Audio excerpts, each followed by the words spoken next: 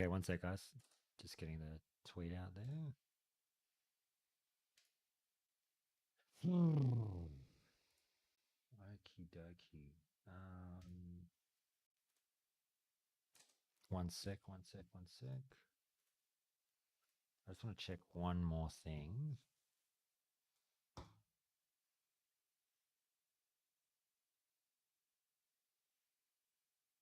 With what, man? Okay, the boy's alive. I just want to ask him something.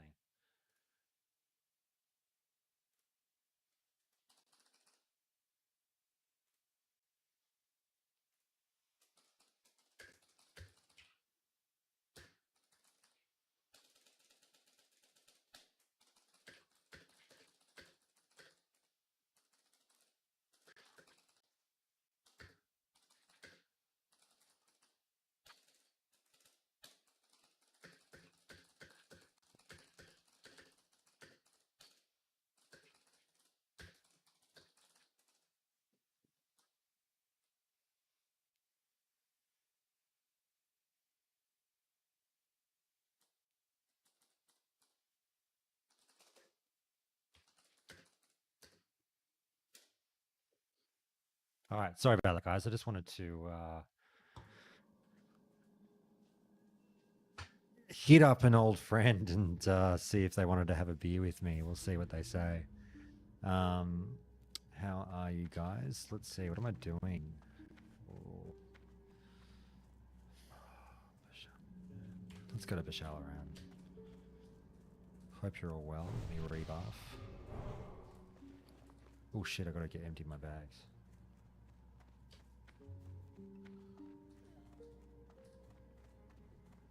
Okay. What brings you here? Let's get rid of some shit.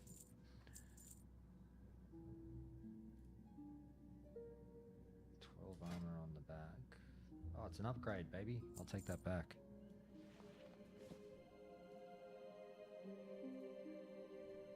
Alright, what am I selling? Getting rid of that, getting rid of that. I want to keep the fish.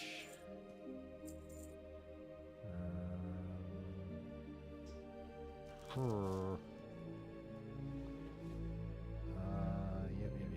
Fuck, I don't have that much backspace, do I? Kind of want to keep the fish, but we shall see. I'm running out of backspace. Let's just see how we go.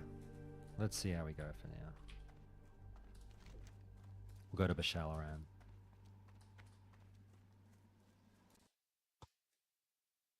Hey Rob, how are you? What's going on? You demo shouted a bear and pulled in 2 other mobs and died at 13. Oh no! You got Night Elf Priest for the new one. Level 4, the dream is alive. Good night. Have a good one, mate. Oh, mate, it's all part of the fun, isn't it? Look, it's don't feel bad. Like, it happens. Fucking I died at 7, didn't I? Like, it's just part and parcel of hardcore. So you've gone from warrior to priest. I actually caved. I started up a warrior last night. I got him to level 7. So he's there as an alternative if I die. It's midnight there. Yeah, fair enough, mate. If you got to run off to bed, go do your thing. All good, mate. I'm going to crack open this beer.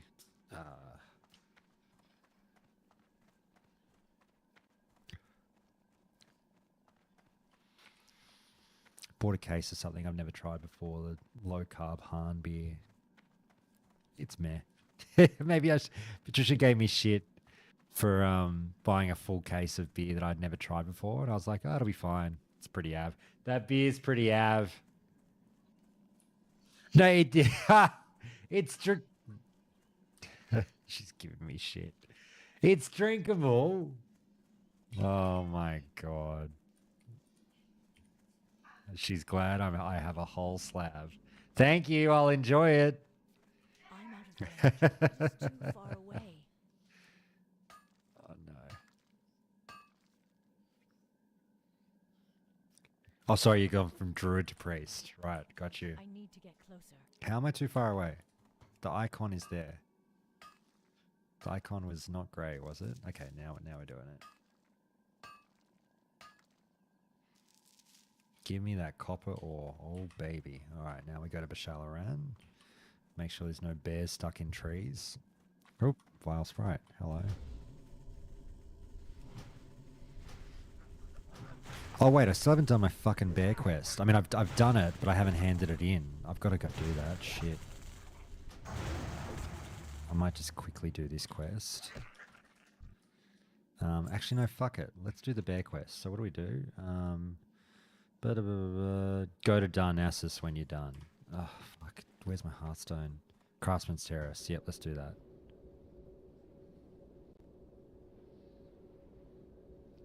I died to a train of fur. Like, I chained a bunch of furbolgs on the eastern side of Teldrassil.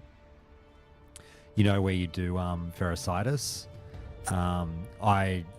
They were spawning like mad, and I picked up 2, went to run away from them, picked up a 3rd. Then I lost 2 while I was running away, and I was fine. But the guy I was partied with picked up 2 to come in while he was coming to try and help me. So I pulled 1 off him, trying to help him.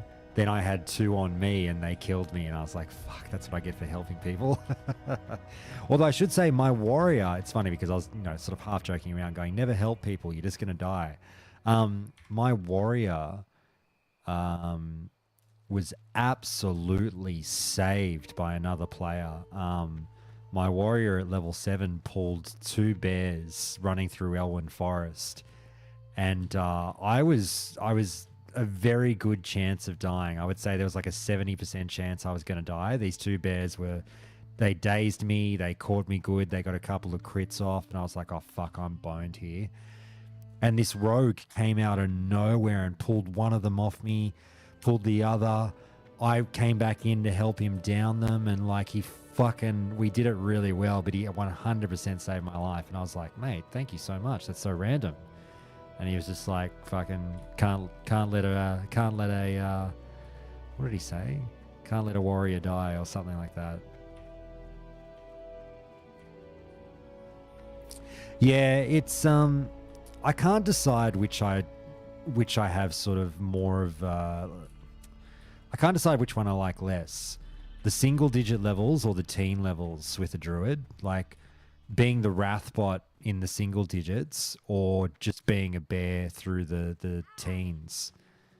They're both not like a boatload of fun. I've definitely leveled a druid before to like, I've got like a level 33 druid or something on era, so like I know. But yeah, it's painful. It is a bit painful. How may I help? Till next round. Oh, I did it. I can be a bear. Happy days. Feral combat. Bear form. Booyah. Growl. Growl can go there. Mole. Let's do a mole macro. Fucking mole.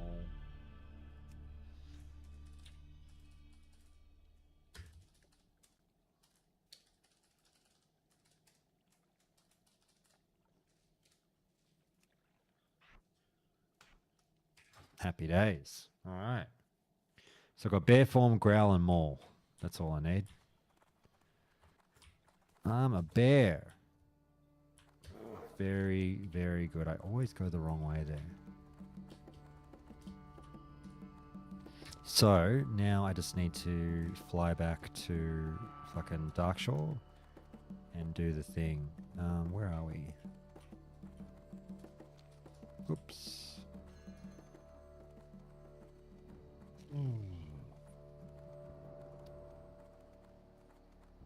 Do you mean the leashing in this PTR is noticeably smaller? I thought it was like about the same. I don't know. Are people talking about it? Let's go for a swim.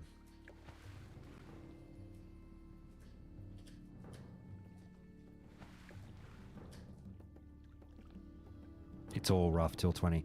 The worst in the game is Hunter 1 till 10, 1 to 10. 100%. Like no experience is worse than that for a class. Hunters have the worst time in the game from 1 to 10. I can't believe the amount of people that kept on with it, with how shit it is. You know, you don't have your pet. You just fucking, you're getting clobbered as soon as you get 2 shots off. You know, this is if you haven't worked out how to fucking kite.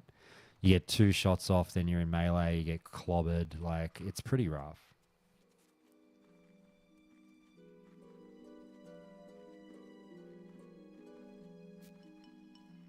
Oh shit, I didn't send out a notification, did I, that I was going live? Let's do that.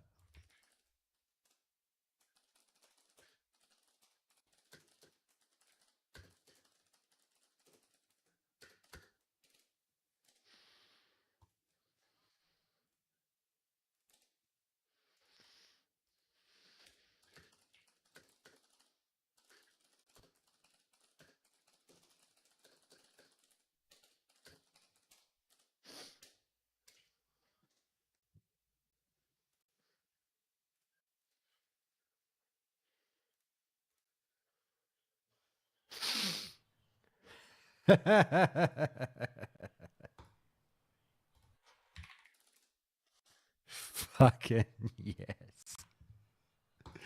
Tim, if you look in the countdown Discord, a Gren just popped back. A Gren just popped back into the countdown Discord, and Tim sent the perfect GIF for him, which is the Simpsons, the Mr. Burns GIF, where he's like looking down at Homer, going, "So you've come crawling back, eh?" Fucking perfect. Oh, I love him. I love him. Oh. No, I'm glad that Grant popped back in to say good day. It's good to have him. Oh shit, what have I done? What is this? Oh, I still haven't done that quest. I should go and do that. I should go and do that. Look, let's just, for completion's sake, let's just be lame and go do this quest. It will kill me that I didn't do it. So we're going on a long walk, but I've got a beer, so that's okay. The long walk all the way back to Denelan, past Olinar, and we'll kill the level 9 elite. And then we can say I did Teldrassil.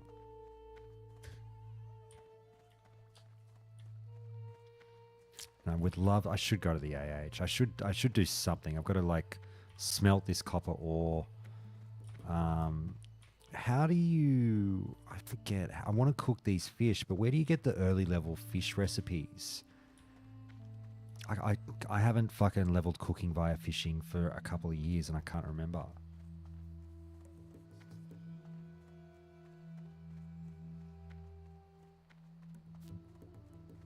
What else? I mean, my bags are so fucked. I've got to... I want to sell that Peace Bloom. I might just run down to the AH and just quickly do this now. Even though it'll sell for nothing. I don't know why I'm bothering, but whatever. Let me just see if Auctionator's working.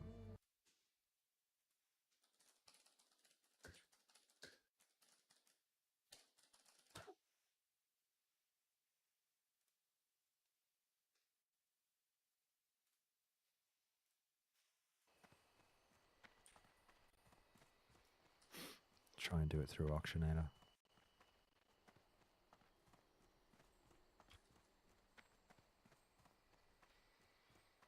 Alright, let me just install this add-on real quick.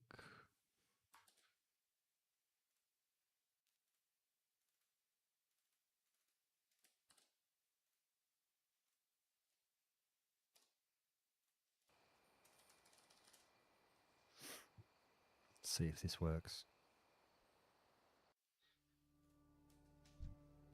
Hey! Nice. No, it very much so doesn't work.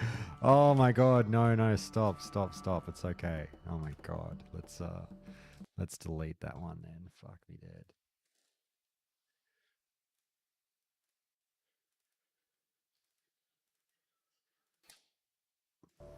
Okay. Let's get rid of Auctionator.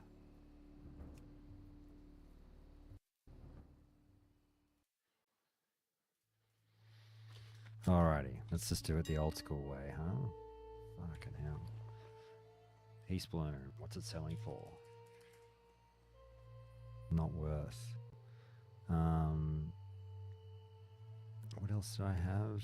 I had something I wanted to sell, I swear. Maybe not the malachite. That'll be worth nothing. It's worth silver. Yeah, we could do that. Pop it on for 198.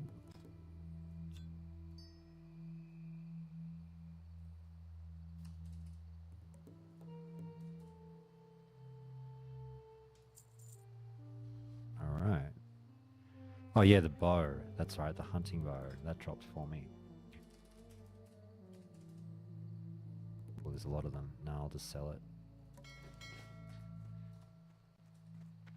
Hey Tim, how you going, mate? I was just laughing about your GIF that you welcomed a Grend back with. It was fucking perfect, amazing. I laughed out loud. It is literally the 10 out of 10 perfect response to a Grend coming back. I loved it. Get rid of that. Get rid of that. And now I think we're good. I want to sell the light feathers.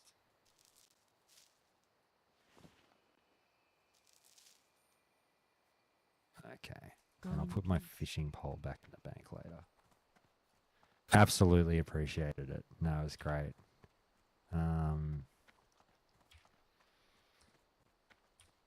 Light feather.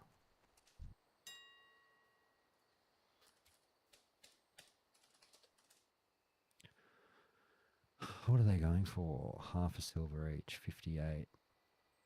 Or 40 each. Yeah, 40 each. Okay, we'll go 39, 39. We'll go 190.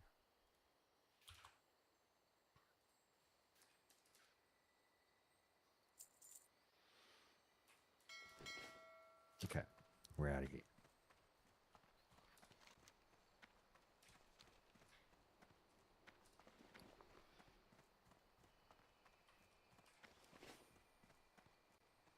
Thank you, Tim. Thank you.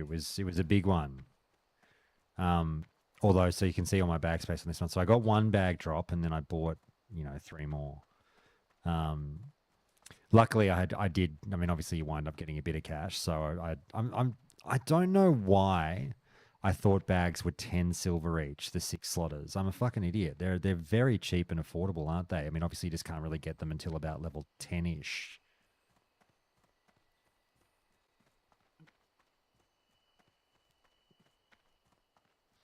Very, very excited to get that bag drop. It just even just the one bag dropping makes a world of difference.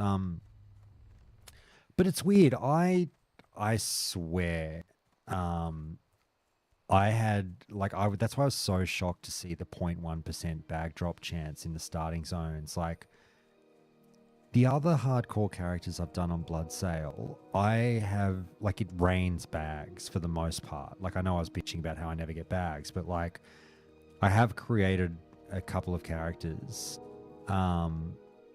where two times you'd get 4 bags before you left the starting area. So I don't know what's going on there. No, not playing the AH, just trying to free up bag space and actually sell shit.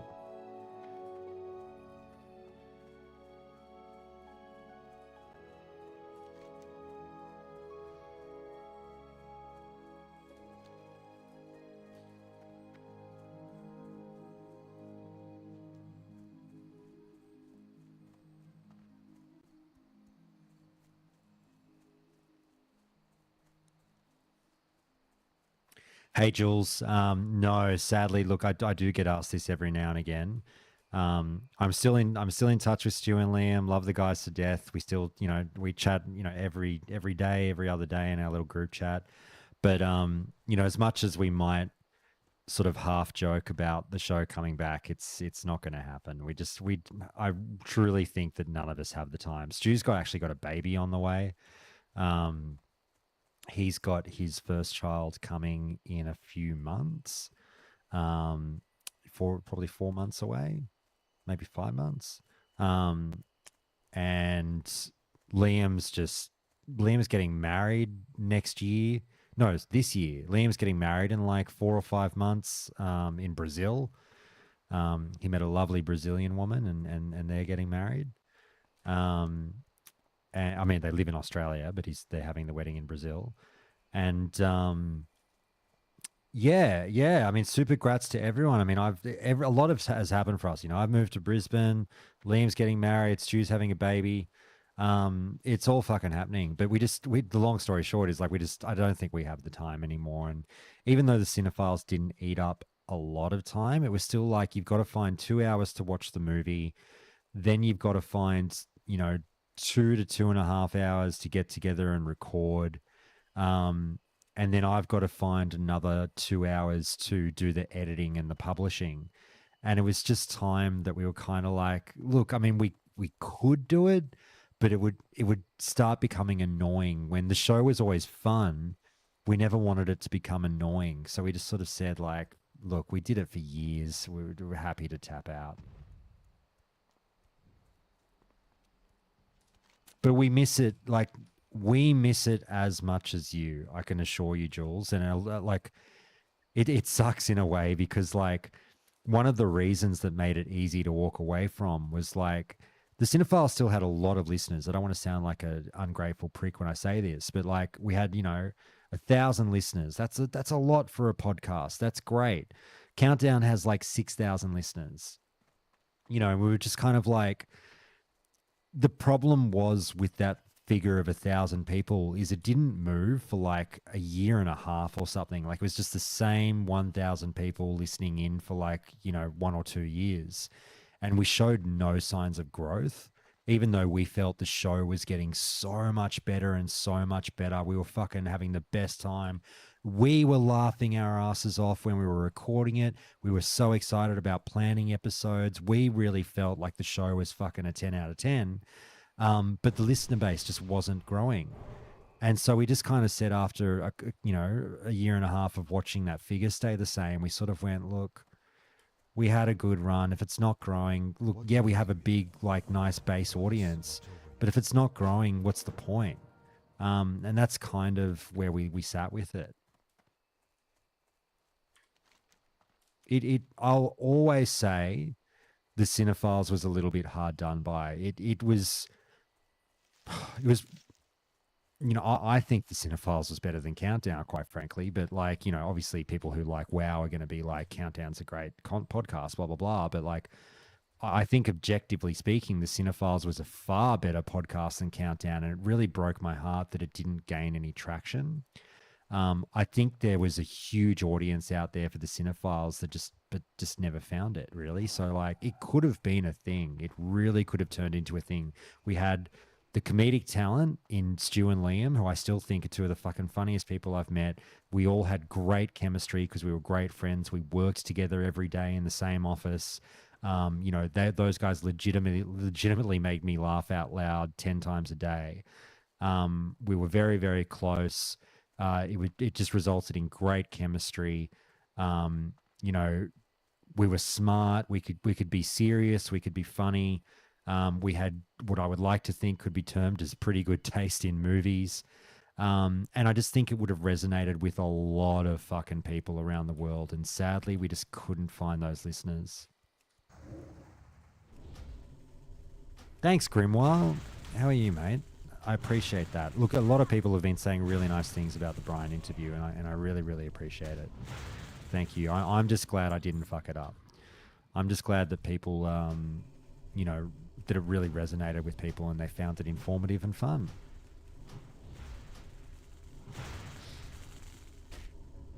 No, it's my pleasure, Jules. Look, thank you for listening, mate. The thanks just goes back to you. Um, you know, I don't want to sound like an ungrateful cunt because, 1,000 listeners is 10 times more than the average podcast. You know what I mean? We were very, very grateful for our listeners. We loved our listeners.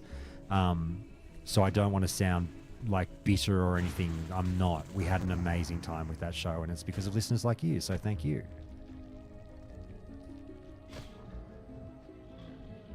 If anyone has like a rich uncle or something that owns a radio station and like wants to sign some undiscovered talent, we're always listening. Was our motto. If anyone wants to fucking pick us up and sign us to a contract, we're always listening. We'll come back.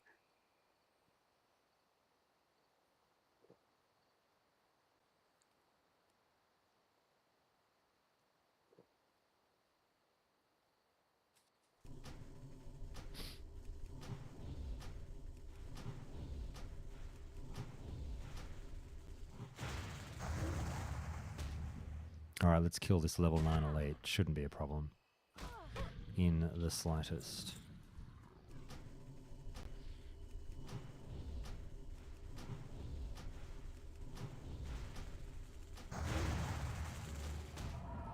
I think. God, I've spoken too soon, haven't I? Look at his health. It's very high. Alright, let's get serious. I might have to roots him. Let's see how we go here. Just got to get that mana back up. Oh, I've got bear form as well. Fuck, I forgot about that. Let's go bear form. Hiya. Nice. Nice.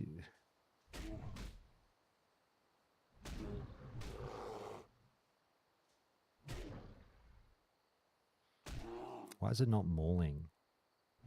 Seriously though, why is it not mauling? Why is maul not going off? That's really weird. I'll have to change the macro. It's very strange. Maul macro. Maul. Okay.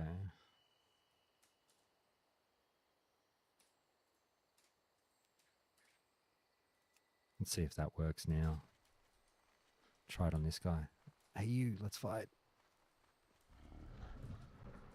Get some rage up. Okay, maul. No, it's not working. What the fuck? It's very strange. That's super strange. Why is the fucking start attack thing destroying the maul macro? When you're running Water Brothers, you'll hire us. Thanks, Tim. I appreciate that, mate. Why do you guys think this macro is busted? It makes no sense. I've run this macro many, many, many times in the past.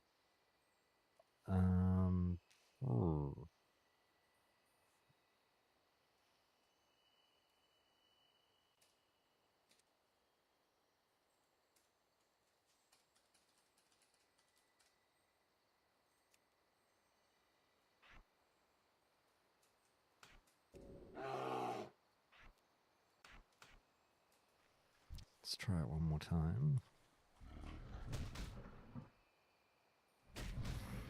Okay, so I've got my rage now.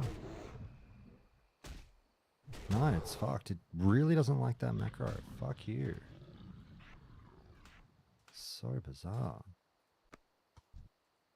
Maybe that's the an issue with the PTR? I don't know. It fucking makes no sense. All my other start attack macros are working.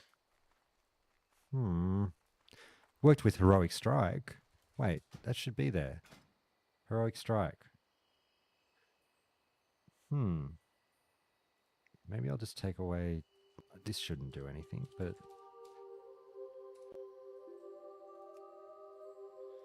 Start attack, cast Heroic Strike.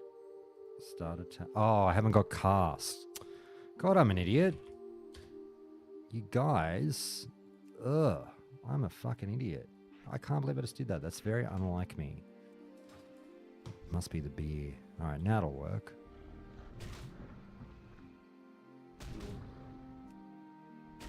Now it works. Like fucking, I've written that many macros over the years. I just completely forgot to do /cast. Ugh.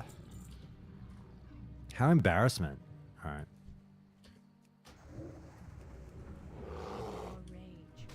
Need more rage. Wait, do I have error messages on? I gotta turn those off. Oh, I love that sound effect so much. The rend sound effect, which is the same as maul. I fucking love it so much. Okay, options, audio, error speech, no thank you. Oh dear. What are you doing, Tim? Are you, yeah, I know, one beer lightweight, Josh. It's funny. I'm not saying this just to be braggadocious. It's relatively matter of fact. I was always, growing up until I was like 35, Tim, I was very, very what we call piss fit in Australia. I could fucking sink my piss. And I wasn't a big boy. I was, 185 pounds, 6 feet. But I could fucking, I'd be the one out till 5 o'clock in the morning and never stopped drinking, on it for 10 hours, never stopped drinking. 3 rum and cokes an hour, just pound. And I was always like reasonably okay by the end of the night. Bear with me one second, guys. I bet you this is a spam call.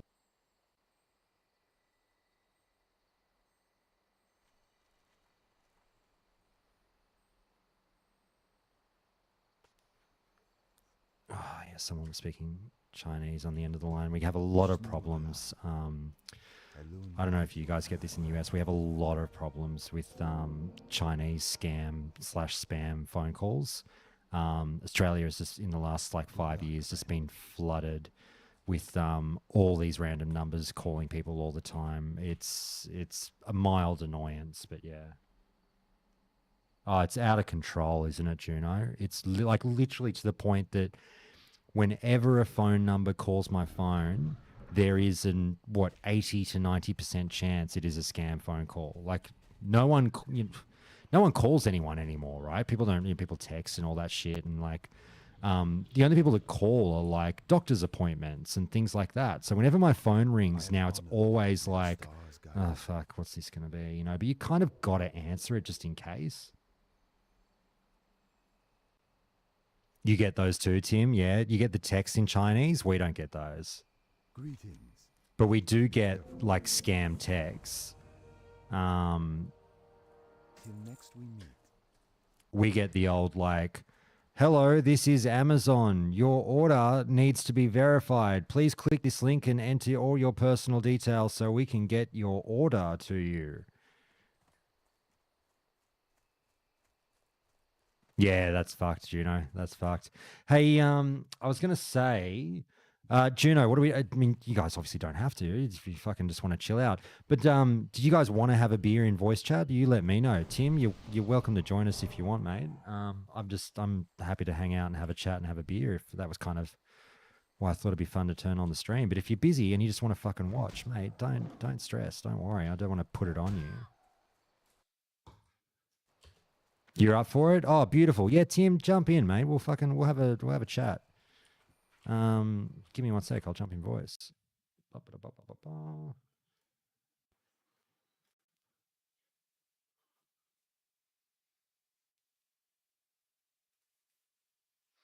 I'll just turn RTX off as well because that fucks with things.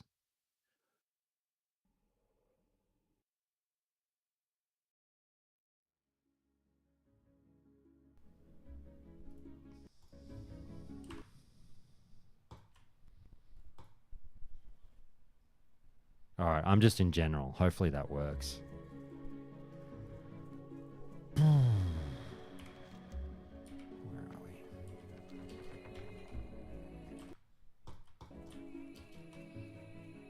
we? You always like to watch your radio settle down. Oh.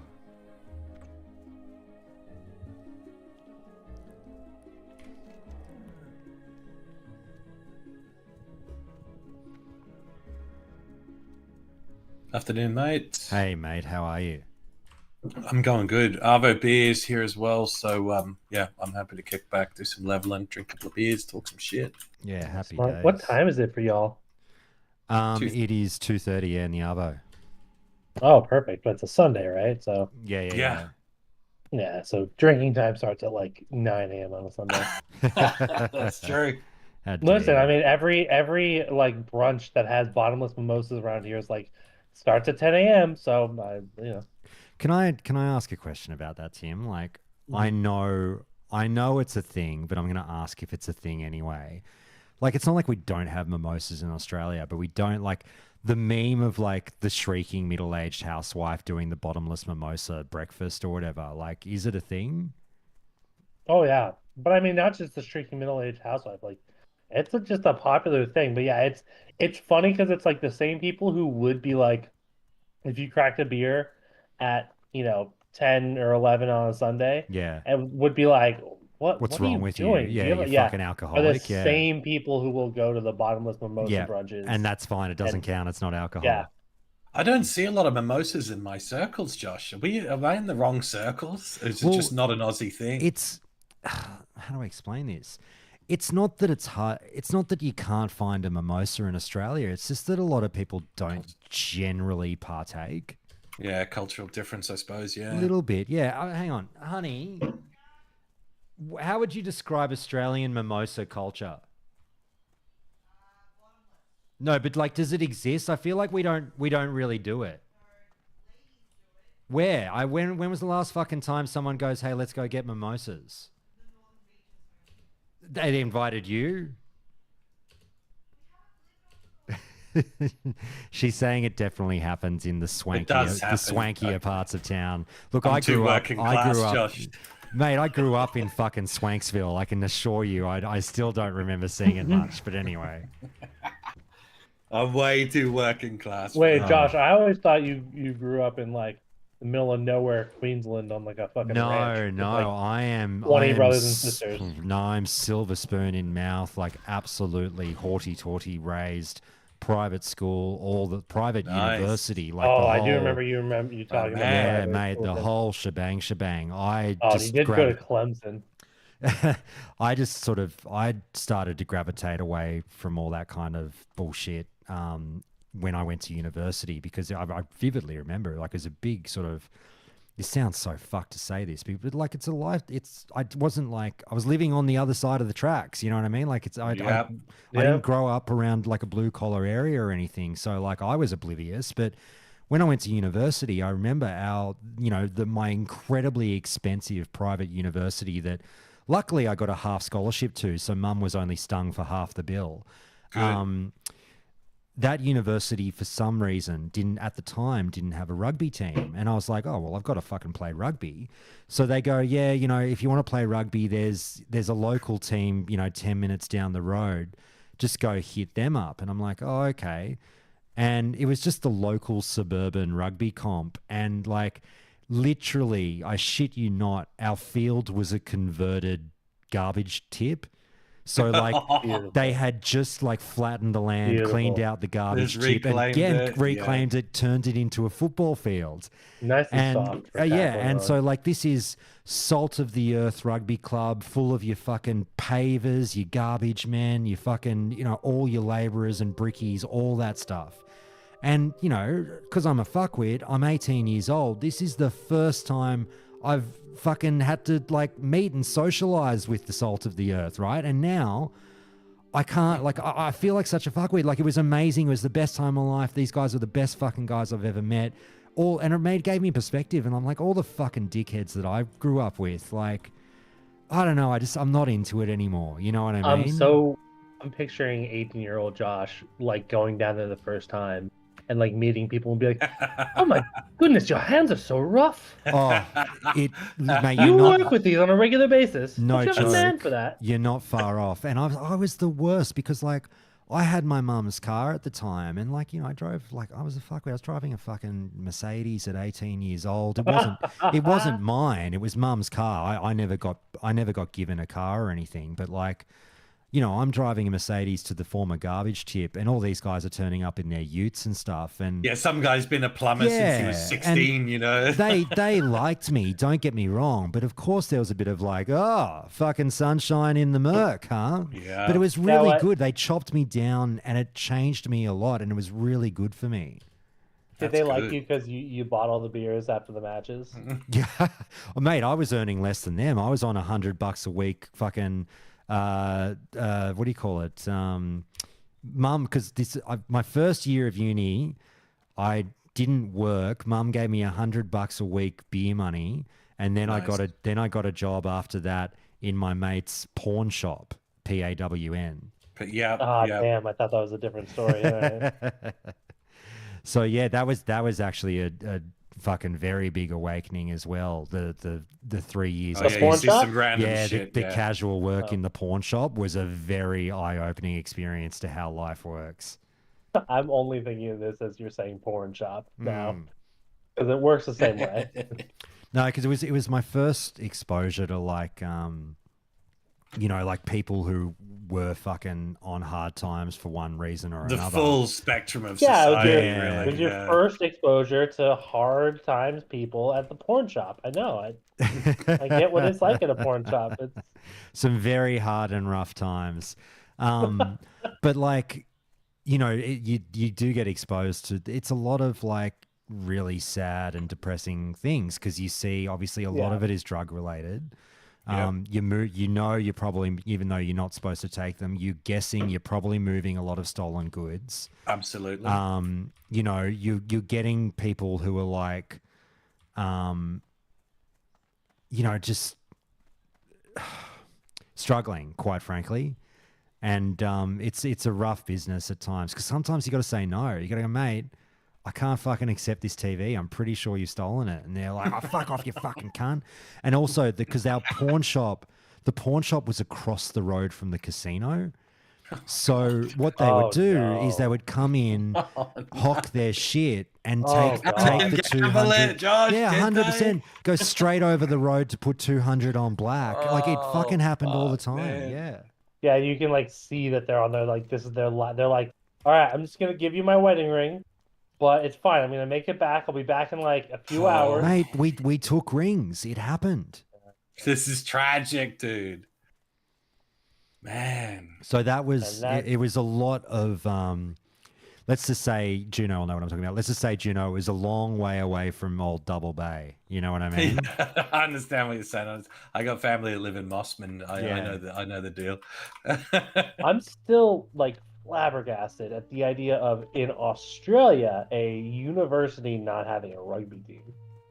I know, it was weird. Well, my nephews went to the same university, 15 years after me, and by then they had a rugby team and it was all sorted. And like, as I said, it's a private university with an excessive amount of funding. It was bizarre that they didn't have it sorted out, but anyway, Well, whatever. The ironic thing is that like here in the States, most public universities don't have a rugby program, but the private ones are the ones that do. Yeah. And the military academies. Yeah. Yeah. Well, that's why Clemson was a bit of ahead of its time because it's not like a fucking Ivy League school or anything, obviously, and it was big on its rugby. Yeah. That's the thing. It's yeah. Because like out here West Coast, it's like mostly like St. Mary's Academy, which is like a private Christian school, and places like that are like really big on rugby. Stanford just got a lot of money, but I could never work out, Tim. It's funny because you made the joke, and someone made this joke to me when I was over there, fucking 18 years ago. And I couldn't tell if they were being facetious or not, if they were actually saying, oh, this is what it's called, or if they were doing the tongue-in-cheek kind of joke at Clemson. Someone called it like the Harvard of the South or something, and I was like, okay. I've not heard that. I don't know.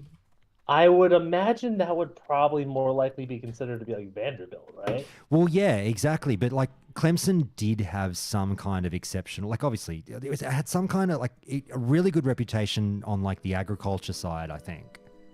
I don't know. I had never heard of Clemson until they started winning football games. to be honest, Yeah. But like, I mean, that could be true. I don't really know. Like, yeah, like I said, if I was thinking of like Harvard of the South, I would imagine that would usually be given to something like one of the elite, like I said, like a Vanderbilt or a Duke. Yeah, I would imagine and that's why would I put that. think it was a joke. I think someone was saying it's actually a shit university okay. and it's the winky Harvard of the South. Yeah. Okay. But I mean, it's a beautiful campus and it's in a beautiful part of the world. I've got a lot of love and affection for Clemson. You know what city is Clemson in? What's in Clemson? Oh, So it's the Clemson, town, it's a South tiny Carolina. town called Clemson in South Carolina, right in the northwest corner of the state, just an hour outside of Atlanta. Oh, it's an hour outside of Atlanta? Yeah. Wait, I thought Clemson was in South Clemson, Carolina. it is. It's right on the border. Oh, it's around the border. Yeah. Oh, wow. Okay. Huh. Obviously I've never been. And it's interesting. Are you guys playing hardcore? Yeah, I Yeah, am I'm right just- now. I'm just leveling. Yeah. So PTR. what's the deal, Juno? I know someone asked the question that I was going to ask you as well. So you're holding off on the Dwarf Guild until official, yeah? Yeah, I think so. I just don't know how long PTR is going to be. I mean, I could do it. Like, I'm leveling a dwarf now, so we could do it. But I just figured I thought we might be in for a shortage PTR. So Yeah, I don't know. what do you reckon? Like someone said, I mean, obviously I'd love to read general chat for a laugh, but someone was like, oh, this PTR is only going to last 2 weeks. And I was like, oh, I don't know about that. But, I mean, I think- stranger things have happened. I don't know. I think it'll be PTRs 4 are- weeks. Yeah. 4 weeks, yeah. Most PTRs are like minimum a month or two, right? I thought no less than 4, no more than fucking 8. Yeah, I thought I'd 4 be to shocked 6 if it was weeks. 8. Yeah, I think 4 to 6 weeks sounds good, which would put us that would be, or it would either be the start of August to mid-August, which would put it firmly towards the end of the summer inverted commas timeline Well- that they were talking about.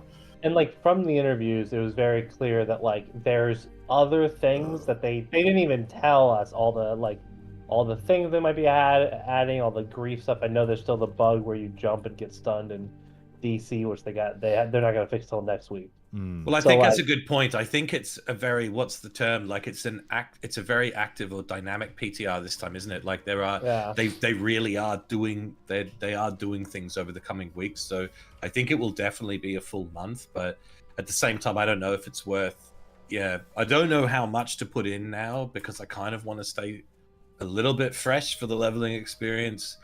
Probably might know life it a little bit for a few days when official drops. Yeah, there's no way this is lasting 2 months. The more I think about it. Yeah. It's probably not. But I mean, like, because a Gren was like, we're listening to feedback, and they might they might add a toggle to make it so you can in the game turn off like using trade and stuff like that. So to like sort of add a toggle that you can do in the actual game to make yourself solo self-found. I think that's Yeah. great. And I'm not a programmer, but it sounds like that's like, I'm sure that takes a bit of work to do it. I don't know. It sounds like it does, but I think stuff like that is like, I would consider that like a big-ish, People, like a big-ish change. people are pushing for it, and I wouldn't be shocked if they caved and sort of said, "Yeah, we need to do something for this crowd." Yeah, I don't know how it's interesting because like, the point you made, Josh, of like it just like walking to the Banethel Barrow Den which on hardcore is such a Oh, like a it's nightmare. terrifying. Yeah. I went in there on my Druid that I was originally doing, like that you ran into in your valley. Yeah. And like I was so scared. I was like, okay, I'm in here. You get that thing when it's like you go deep enough and the respawns are behind you and you're like, I'm trapped. I'm in here, hell or high water. And I remember a hunter came in there and was like, but was under level 10, so I was having to kite everything. So like I just look up and I see a hunter dragging like 3 mobs, and he's like, "Get out of my!" He literally said, "Get out of my way," as he sprinted by. Oh God. I've been feeling like it really has made me feel like a prick, like more so than usual. This whole thing, because like I say, everyone's so happy about, and like I'm happy too. Hardcore's great fun, but like I really do feel like the stick in the mud, and like if you've seen the subreddit, like people talking about solo self-found are getting hammered. Yeah, I know. I think it's amazing. It's amazing. Because the dynamic has changed so much. So now solo self-found has become a meme. So people are laughing at people who are campaigning for solo self-found when it's like that's literally how this deal started. And, how it got so popular, and it fucking blows my mind. I'm like, am I living like this is the whole it's weird, dude. This is the Zoolander. Like, am I the one taking crazy pills? Yeah, no, it's weird. It's a fucking weird dynamic. Right now. 4 months ago, all you cunts were like, not you guys, but I'm saying, everyone online was like, oh, fucking, yeah, hardcore, baby. This is so fun. Oh my God. So I watched my favorite streamer, hardcore, baby. And now you're all like, nah, it's shit. You got to change it. Anyway. Yeah, I mean, I don't have a problem. Sorry to cut you off, Tim. No, I don't please, go for it. I don't have a problem with people playing with the base rule set on the hardcore server. Like I'm going to do that with one of my characters. But at the same time, I just think it's crazy that solo self-found has become a meme, and like there's tribalism now, and now it's this thing where it's like, let's hang shit on people who want to play with what hardcore actually was. Yeah. It's like, even you'll see, watch general chat, like they're giving it to people who raise solo self-found. They're fucking giving it to them. Oh, you fucking elitist cunt, fuck off with your shit. Like, oh my God. Okay, to be fair, in Elwin chat yesterday, there was a dude who was clearly being a troll about. So he literally said, doing hardcore and using trading in auction house is as bad, makes you as bad as a person as a real life criminal. Oh yeah, he's just trolling. He's just trying to get it right. Yeah, I was like, well, my unpopular opinion is that I think hardcore raiding is an abomination, and I think that's one of the big problems with the hardcore. Oh, good. Please do elaborate. I'd love to hear it. Yeah. I know that's unpopular, and people, I can't say that everywhere, but I really do think that. I think that hardcore itself was created as an anti-elitist, anti-endgame, anti-meta way of playing WoW. It was about the journey. It was about pushing the envelope as you can as a player, and it wasn't about raiding. And now it's like, because we're 3 years later, there's a lot of people who are, the 1 to 60 journey is so easy for them that now raiding is a thing. And I just feel like we're back to all the same problems, where it's like they're not accepting meme specs. They're not you have to be a certain skill level to be able to do it, and it's like it's even more elitist than normal classic raiding ever was, which is like the antithesis of what hardcore should be. That's what I really don't like about it. Here's the thing that, and I actually don't think you're not too wrong about that. Is like one of the things that kills me in the sort of now kind of countdown guild that Hap has created.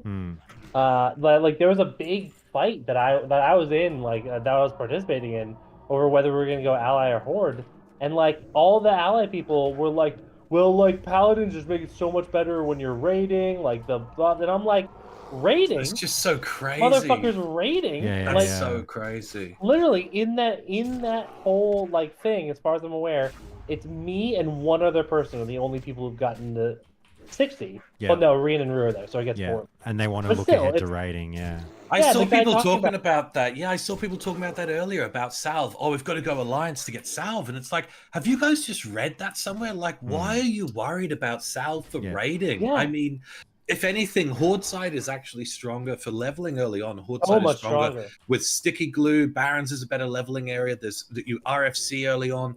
Horde is so much better early on. Well, it's not just better. It's not just better early on, by the way. Alliance, literally, without any sort of like XP boost or anything, Alliance have to grind 4 levels in their 40s. Like you just have to. And then they've got, for dungeons, you've got RFC to help Wind you out Fury. early. Yeah, you've got RFC, you've got Shaman, Wind Fury.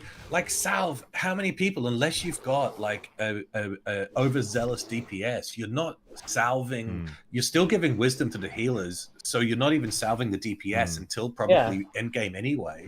And like, I just wonder if so many people that are saying this or have even hit 60 and are even doing it. I don't know, dude. I don't think they are. The other thing too is that like Horde also has Salve. It's Tranquil Air, and it does the double of like also removing Wind Fury. So if you're really worried about that, you just have the Shamans drop Tranquil Air.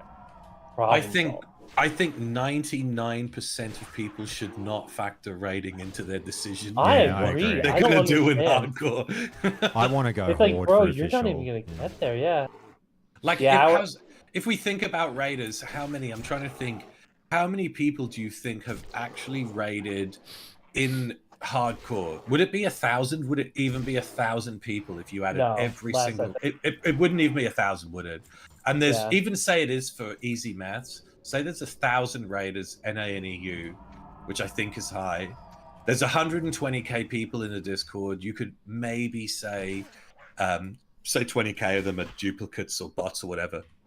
It puts it at 1% basically would be raiders. 1,000 out of 100,000 people would be raiders, I think.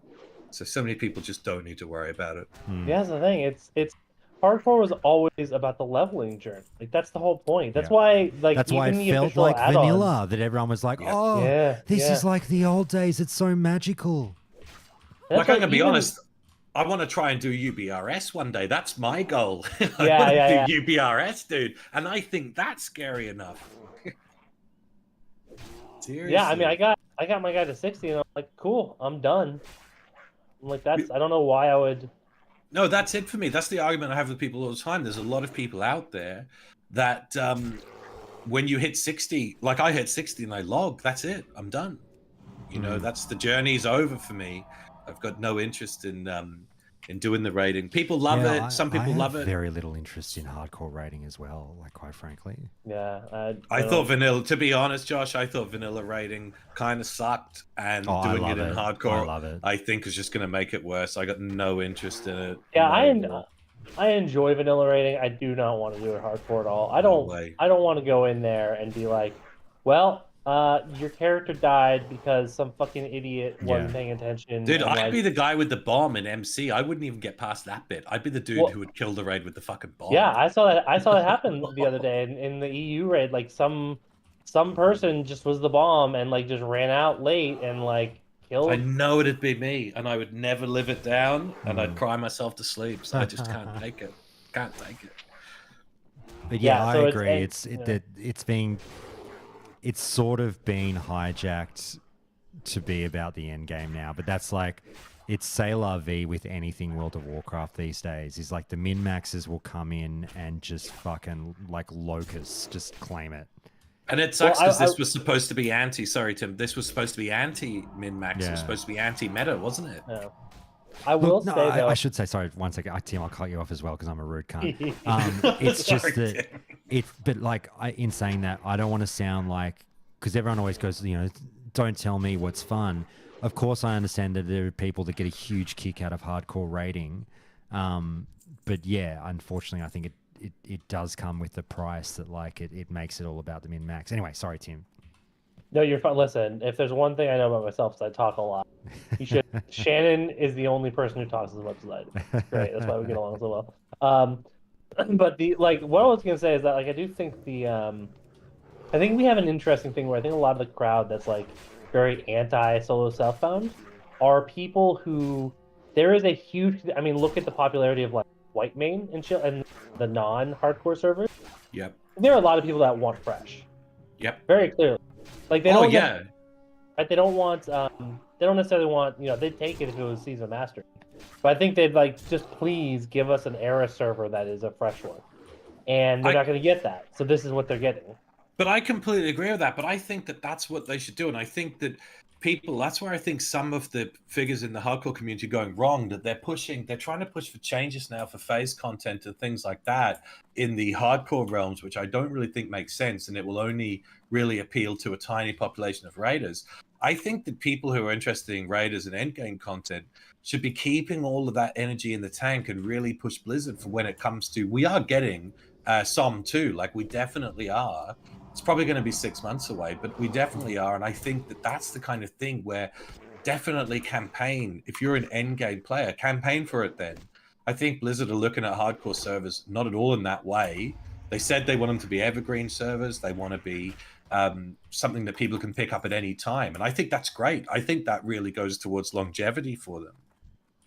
And I don't think they should be looking at phase content to try and appease the raiders when hardcore was built on the foundations of hardcore are that it's not about endgame. We're about the journey. And and I think that we should stick to our roots on that.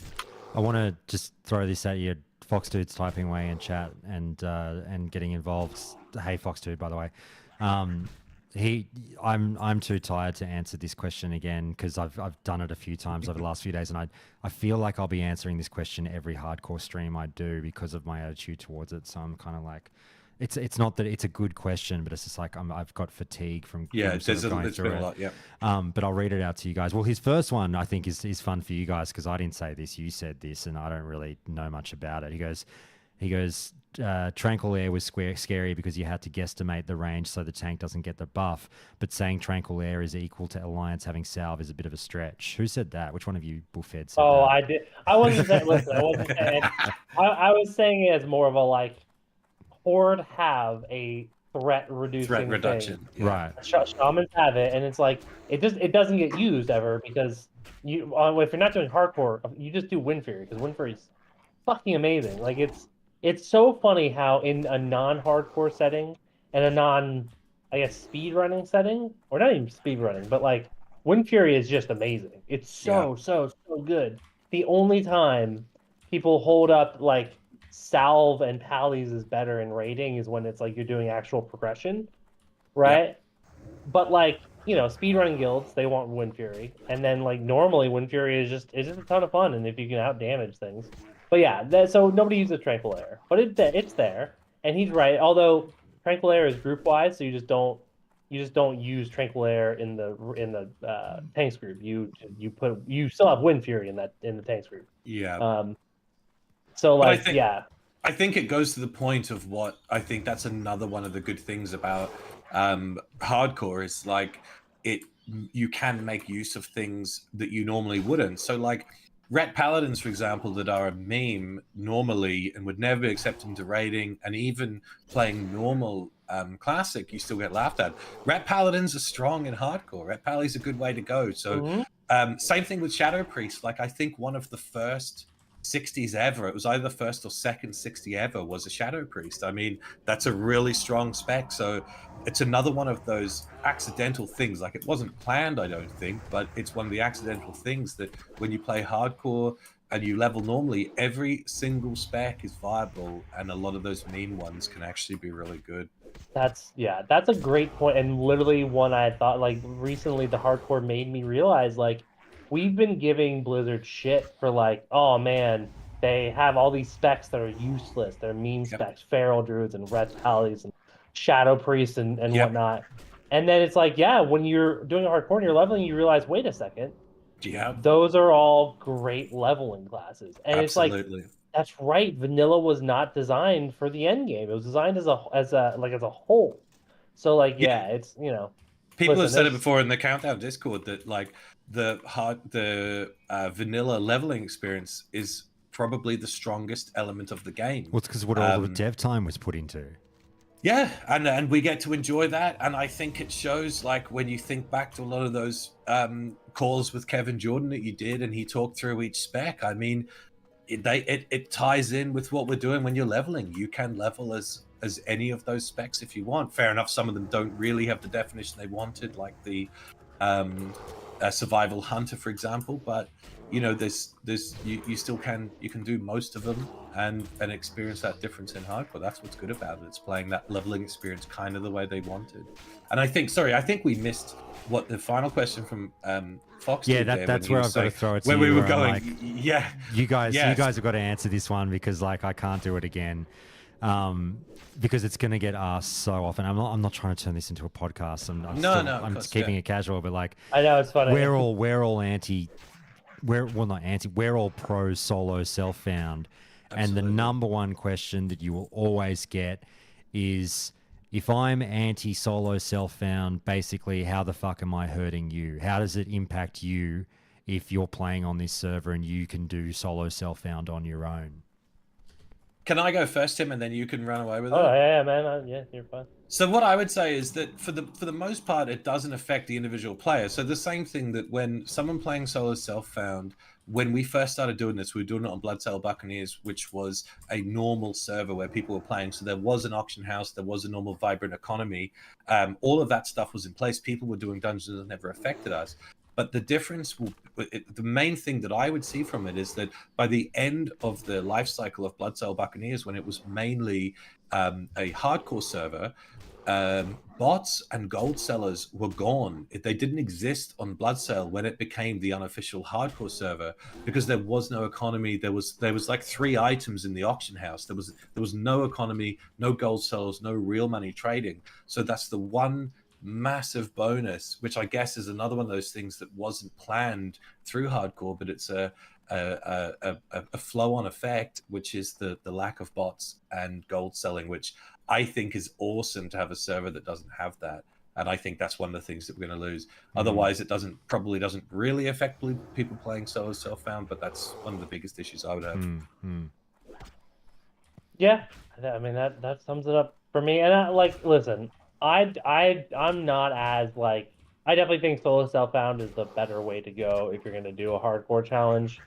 I do think it does lose some of its luster. And listen, there's some things I would like. I've mentioned this, but, like, I think it'd be cool if you could trade, but you couldn't trade gold, and the auction house was not. Yep. Right? Because then it's like, okay, it becomes like a barter economy, right? So you're like, because, like, I do understand some of the things of, like, it would be nice, for example, if on solo self-found, enchanting could work. You know what I mean? But you literally can't, because you have to. I mean, well, that's not true. You could take blacksmithing up to the point where you can make the rods, except I think you need to get the rod recipes from an enchant. It's so convoluted.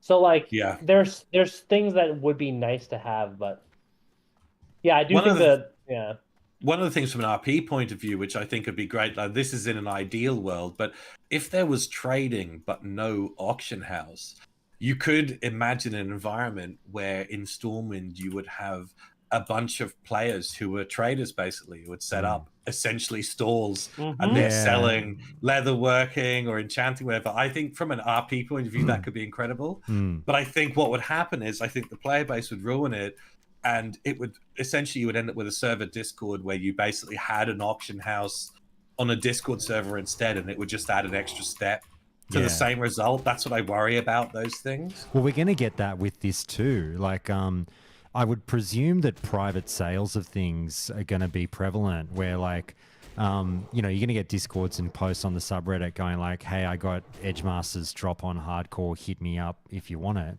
Ooh, I got a green drop. And people will just buy shit privately. Oh, yeah, mate, I'll throw you fucking $300 for those edgies. Hit me up. You know what I mean? Yeah. Yeah, I think it will. I that's think, interesting. yeah, I think that will happen. Yeah. Yeah, How with this stuff. I don't know if I've missed it, Josh, but how much do you? I know you've got mid-30s or maybe 40 on your paladin that hasn't died yet. Are you going to push it on official? Like, are we going to be doing I'm this? not like, We're not sure. I'm not a huge hardcore guy. Like, I'll play for the funsies. But like, Are we going to be doing BRD, for example? well, that's the thing. Josh. Like, I know I'll level it. I will level a character on official hardcore servers to, you know, 30, 35. And that's when I get to my breaking point where I'm like, And it gets that how real grind. serious am I about this? This Okay. is so grindy. What the fuck am I Okay. doing? But if like the one saving grace for hardcore could be like, I mean, I guess it's not just hardcore, but like playing with friends, you know, going like, hey, mate, you know, do you want to use your 24 lockout on SM today with us? Well, that's a great point. That's why I'm for, in a lot of ways, I'm for the base rule set on the official servers is going to allow for more social gameplay. So I'm for that. And I think there's a lot of people that don't play hardcore for that reason. I know a lot of people that want to play with their friends. And I think the ability to do more dungeons, do some of those key quests like the Paladin quests and everything like that, go back and get Verrigan's Fist and things like that are going to be really good. And yeah, I'm for it. And I think it could take out some of the grindiness that you could do a dungeon. You know, basically you sort of I like that, semi-farm Scarlet Monastery, for example, when you're into that late 30s and into the 40s. I don't know. I think that's cool. So like I'll be playing one character. I'm definitely going to be playing just with the base rule set and no restrictions other than what Blizzard gives us. Yeah. Fucking. Sorry, I really do. I don't want to make you guys feel. So I don't want to make you guys feel like you're in a podcast. So I'm gonna try and lighten it up. Hit us, man. Hit us. No, I used to like. I feel bad back in. I used to do that to Ale, like, you know, fucking a year or two ago, where like we'd be hanging out and he just wanted to chill out and fucking shoot the shit, and I'd ask him like podcast questions, and like the poor guy was too nice to be like, "Can you fuck off? Like, I'm here to chill out with you, you dickhead." And like. Nice. Yeah, I have a lot of regrets over like, you know, doing that to mates back in the day. So I'm trying not to do it again now. So I'm happy to answer, you know, people who pop questions in chat while we're talking, but I don't want to get too bogged down in that kind of shit. But don't feel bad for asking, Fox Dude, mate. It's all good. I hope we answered your question to a somewhat satisfactory level. But hey, Mick, how you going, mate? Hey, Spade. Shout out Falcon Mick. Hell yeah. He's been doing a great job on the death clips too, Josh. He's been absolutely killing it. What's he been doing? Discord. Oh, he's been hit the ground running, reviewing all the death clips and been putting in work. Yeah. Oh, putting in work for the community. Yeah. What's going to happen for the mods? Like, is everyone retiring as soon as this server comes out, or are there already some people sort of saying, I'm not leaving Bloodsail? It's a combination of both things right now. So you've got a split in the player base. You've got some people who are waiting for the masses to leave to official servers so they can continue playing on Bloodsail with the add-on in a way that it was before. You've got some people who are trying to push on the official realms and kind of distance themselves from the original community, if that makes sense. So it's a bit of a split. We'll see. I think it's going to be way less workload for the mods on the official Discord in terms of disconnect clips and death clips and stuff. But I think what's going to be interesting to see is what the reaction is to and what Blizzard's disconnect protection is, because that's one of the biggest things people were worried about before we knew there was any disconnect protection in place. Dying like at 40 or 50 and a DDoS attack, dead, start again. It's a bit of pill to swallow, isn't it? Yeah. It Yeah, definitely it's, is. Like the fucking. I was really shocked to hear that. Like, because you could hear it when I asked the question. I felt dumb asking it. I was like, oh, as if there's, what a stupid question, Josh. As if there's fucking anything special they can do for servers. A server's a server. And he was like, yeah, no, there's absolutely little things we can do to make it a bit more secure. And I was like, oh, okay. yeah, it's I don't know. I have a good computer with good internet connection, so I've always been a little bit. I was just happy that my 60 got there with literally 0 deaths. Yeah.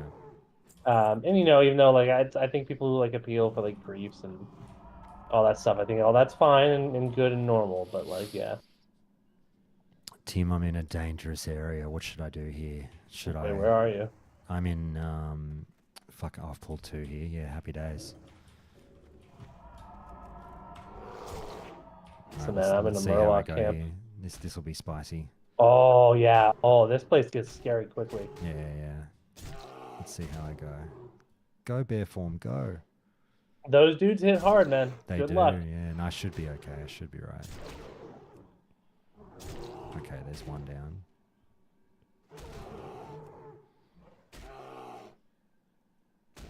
I'll throw out a heal now. Alright, we're good. We're good. We made it, Tim. We did it. Woo, good job. I actually, did I tell you I Oh, I almost got died a on this guy? green. Oh yeah. Look at that. That's some money.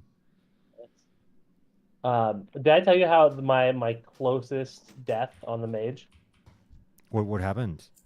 So okay, well first off, I had like a normal actual close death Yeah. on one of the homing chicken things in Tenaris. Like there's just a part where I didn't realize like 3 scorpions spawn, right? Mm. Except there's also like 4 regular mobs that just sort of like hang out in the general vicinity. Yeah. And got a little overconfident and was like, whatever, I can kill all these guys. So I started like AoEing and wasn't really paying attention, and next thing I knew I was out of mana. That was the moment when up till level 50 I'd been like, I don't know, engineering on a mage is kind of not necessary. Right. And then I had to target dummy right there, and I was like, and totally worth it. But that wasn't actually my closest death. I probably got to like 15% there or so before I got away. My actual closest death, like 2%, was the quest to make the skeleton key for Skullaman?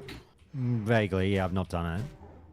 Okay, so it's like you kill some. It's a thing you kill stuff in Western Plaguelands, and then it's like go to Gadgetzan, pay some money, get a thing, and then it's like go to the volcano in Ungoro Yeah. and forge the key there with 4 thorium bars. Okay. And I was like, wow, okay, this is an easy like 10k for doing nothing, basically 10k XP for just go to a few places, do a few things. So I go up to the top of that place. I'm 50, almost 59. Like I dinged 59 from this quest, and I'm at the lava, and I keep clicking it and just not going. It's like you need to have the lava, and I'm like, God damn it! So I just say fuck it. I just step into the lava and start trying to forge the key. But the lava starts taking damage on me, and every tick pushes back the key forging. Oh no! And here's the thing: I'm a mage. I could have put my ice barrier on, or my mana shield on, or my fire absorb on. I didn't do any of that. I just sat there, watched my health slowly tick away, and went, I'll probably complete it before I die. Oh no! And I probably won't get that like extra tick outside that will happen sometimes, like with drowning. And I got to 1 tick away, and as I finished it with 2 ticks left, right? And I'm running and now panicking, and my mind just didn't work. So I went to hit my health potion and instead hit a stick of dynamite for some reason. It was so bad. I had to log off for like a day. I would have been fucking beside myself. Oh my god. Because imagine dying to that. That's why, I mean, I never experienced it, but like, if I had died on my paladin, I would have fucking lost it. Like, I've not lost a high level character in You did hardcore. good, Josh. Yeah, you did good to not have. It's so easy to have a death, like just from being complacent. Well, You did good. Yeah, thanks, man. I mean, it really is that. It's funny. I'll never forget it. Like, I remember saying on my paladin, like, fucking who are all these idiots that keep dying at level 6, level 7? And then I died at level 7 the other day. And that really is the danger zone. Once you get through like Yep. 6 to 12, Agreed. you're kind of like, you're not on easy street, but you know, you're kind of sitting a little bit prettier. Oh my God. What the fuck happened For me, there? it's 20 Oh, plus. shit. Did you see careful, that? man. Yeah. No, but that was really weird. He what the fuck Oh just my happened? God. Are you in trouble, No, Josh? I got it. He auto attacked me and then moon fired me straight away. Did you? That was Oh, really man. weird. I must have got down Jesus. to like 10 health. Yeah, you And used you were the- like at 1% there, my you man. used your full resources there, mate. No, Fuck but me. like, so I was just going by his auto attack swing time. I'm going, I'm And- fine. This heal is going to get off. But like that check- moonfire while he was came out mid of swing. yeah, came out of the left field there. Yeah. Fuck. Anyway, I mean, I've I actually didn't not die. seen those oracles. Yeah. So But no, it happens. yeah. That shows that's a perfect example of that. Yeah. That shows. I mean, And if his you level didn't have happened the fast. you didn't have the cheese buff, Josh, you're dead. If you didn't have the food buff, mate, you were dead there. Fuck, you're Sure. right. I didn't even think Good of that. point. I didn't even. That wasn't even by design. I didn't even mean to have that buff up. Oh my God. Saved by the cheese. Save well, Yep. by the herb baked egg. Yeah, The The herb baked egg. egg. Yeah. it the must have eggs been that definitely, those yeah. extra herbs and spices. Which, incidentally, Josh, I've got the cooking book, and last Sunday I did the herb baked egg for breakfast, and Ah. I'll tell you what, it's actually great. Really? It for the winter as well. It's actually brilliant. Wait, you have like the WoW cooking book or something? I did, Oh, and I that's made a fun. herb baked egg I last think Sunday. I and want it to was say they absolutely sold a lot of fantastic. copies of that thing. I always see people like, fucking showing off photos of it. And I'm a latecomer to it. I know it's been out for ages, but I was like, fuck it, I'm getting this deal. I've done the herb baked egg, and I did a firecracker salmon and a few other things. But Nice. but yeah, the egg hits hard. That's good. So, you know, so one yeah, thing it I saved your really life here miss- today. Speaking, yeah, I know. Fuck, you know what? One thing I really miss. Speaking of eggs, have you? Well, you would. Yeah, I mean, just to fucking. I'd never heard of a Scotched egg before, right? Before I went to London, shit, do you know? dude, yeah. I literally never heard of it. I go to my I mate's haven't wedding Scotch in eggs are really good. 2014, and it changed my life. And it kills me that I haven't had one since 2014. I haven't seen They a Scotch must. egg for years. They must have them in Australia. No, they Come on. do not exist in No. Australia. What? I mean, Yeah. I get really used to living in Los Angeles where literally you can find anything. Hmm. Yeah, we do not. I haven't seen one in But 15 years. it's even stranger. Like, I've never seen one on a menu my whole fucking life in Australia. But it's even stranger given our relationship with England. You know what I Yeah. mean? Yeah, that's what I was thinking. Yeah, I don't know if it's one of those things rebelling against a little bit of the British culture, or if Yeah, it's just that- never made here. I That's don't the know why. FU to the man. Take I that, think Charles. so. I think so. We're not eating your Well, it's fucking eggs. Scottish. That's the only thing I can think of. But on the subject of hardcore and like our goals for it, one of the things I was thinking of the other day was I'm looking forward to doing some of the endgame content that's not raiding. So like some of the quests, like I don't know if you know it, Josh. There's a quest called In Dreams, which starts in the eastern Plaguelands, right on the border. And it's this quest chain. It's super iconic. It ends in this escort quest with this like paladin dude who you've got to escort out, but turns out he's a fucking beast anyway. And it's this really, really cool. It's a I don't know difficult this quest. one.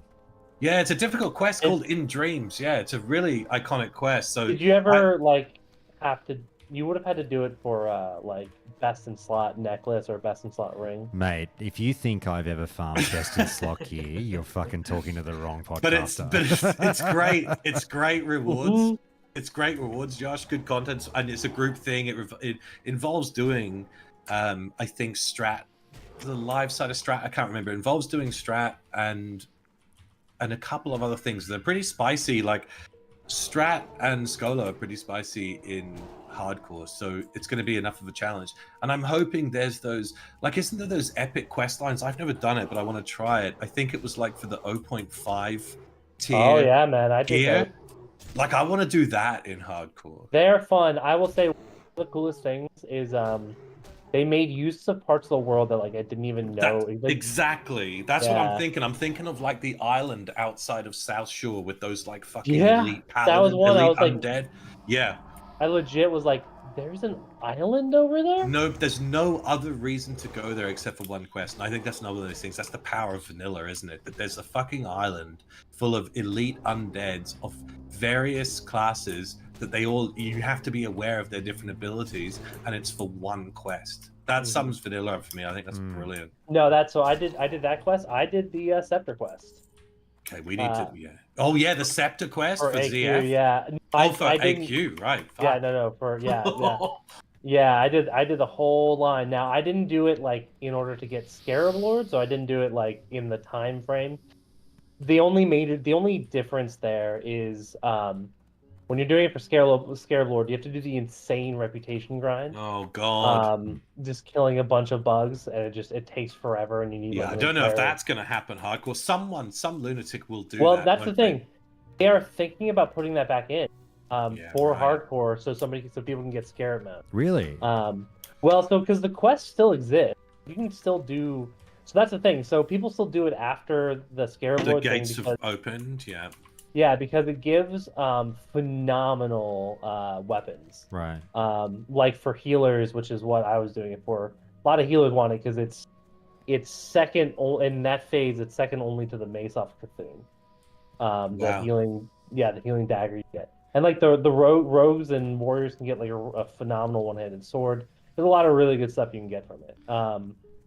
But the quest chain is absurd. It's super fun. I will wow. say, you feel accomplished, but it's also It's absurd. just yeah. yeah. Like I literally there was a period of like a week and a half of getting on every day and farming for 12 hours the green dragons around like the world bosses. It is ridiculous how many things they put in vanilla where it's like, this is the game designed for unemployed people. And it's like, Yeah. how did they, I just don't know how they sort of, the conversations around, yeah, that's okay. Like, for example, the honor system and things like that. Like, Oh god. I don't get it. But Well, I think some of that's it- yeah.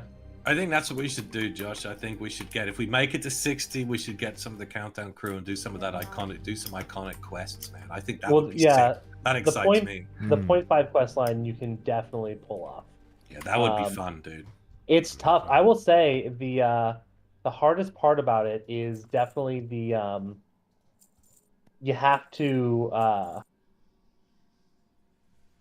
do a bit a lot of hard parts about it. The BRD arena thing. Oh, yeah. Yeah, is it really cool? It's basically because it's like a PvP fight. Or like sort of how faction champs work. Yep.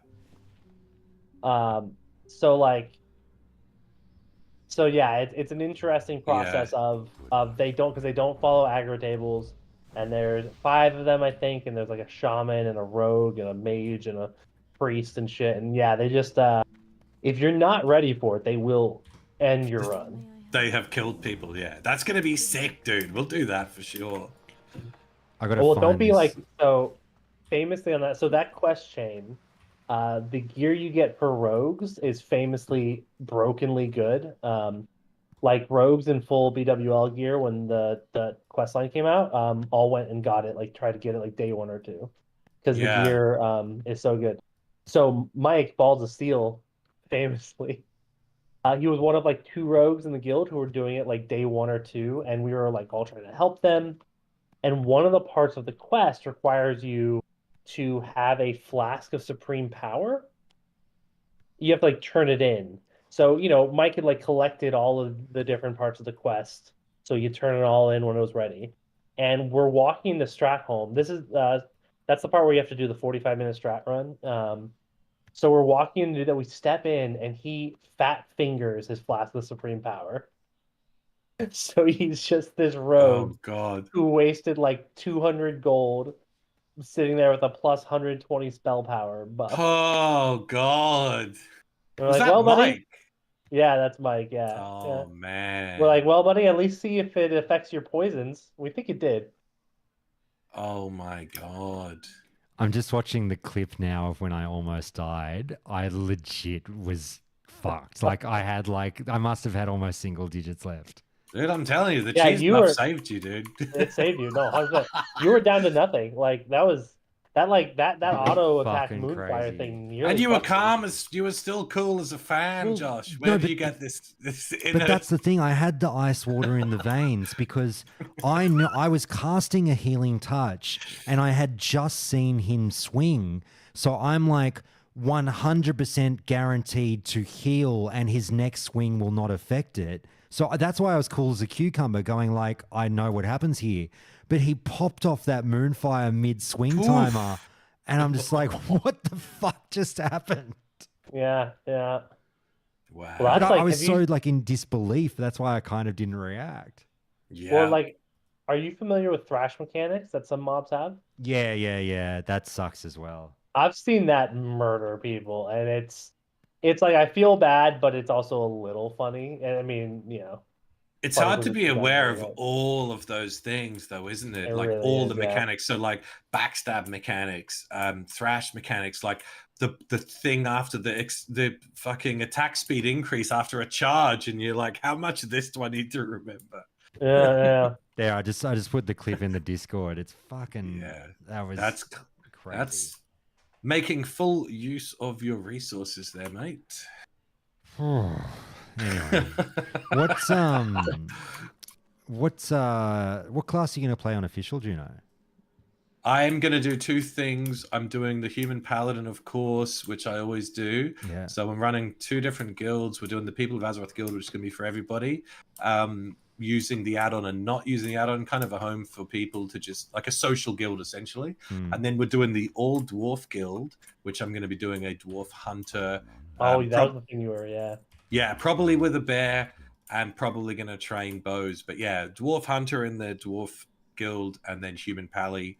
And I figure I can sort of tank some dungeons if we need to. And yeah, I want to do some of that kind of. I want to do the end game quest. Like I want to mop up a lot of end game quests. I want to do the epic paladin quest again. I want to do in dreams the 0.5 gear, all of that kind of stuff that we never really do. Like push it a little bit on the end game, but not raiding. I got no interest in raids in hardcore. Too easy. Hey Zoran, how are you, mate? Good morning, Zoran. You're more. I was just saying to the guys like. You're more than welcome to join us in chat if you're bored shitless, mate. Otherwise, just hang out and watch away. What was I going to say? Oh, that's what while I remember, I want to ask this of you two. Fucking, if you've heard the end of the Brian interview, when we do talk about SOM 2, what did you, even though it's kind of what we expected to a certain extent, what did you make of the answers to like, are we going to be happy with what we're getting? Nothing. Yeah. I mean, he's got to support his mates.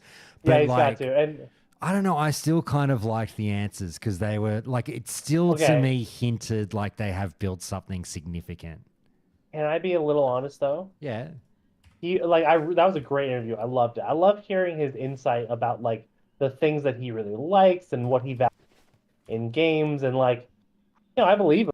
He says that like he was a big fan of the boot because he believed like that it's good to like catch up players with who haven't played to yeah. catch up. Yeah.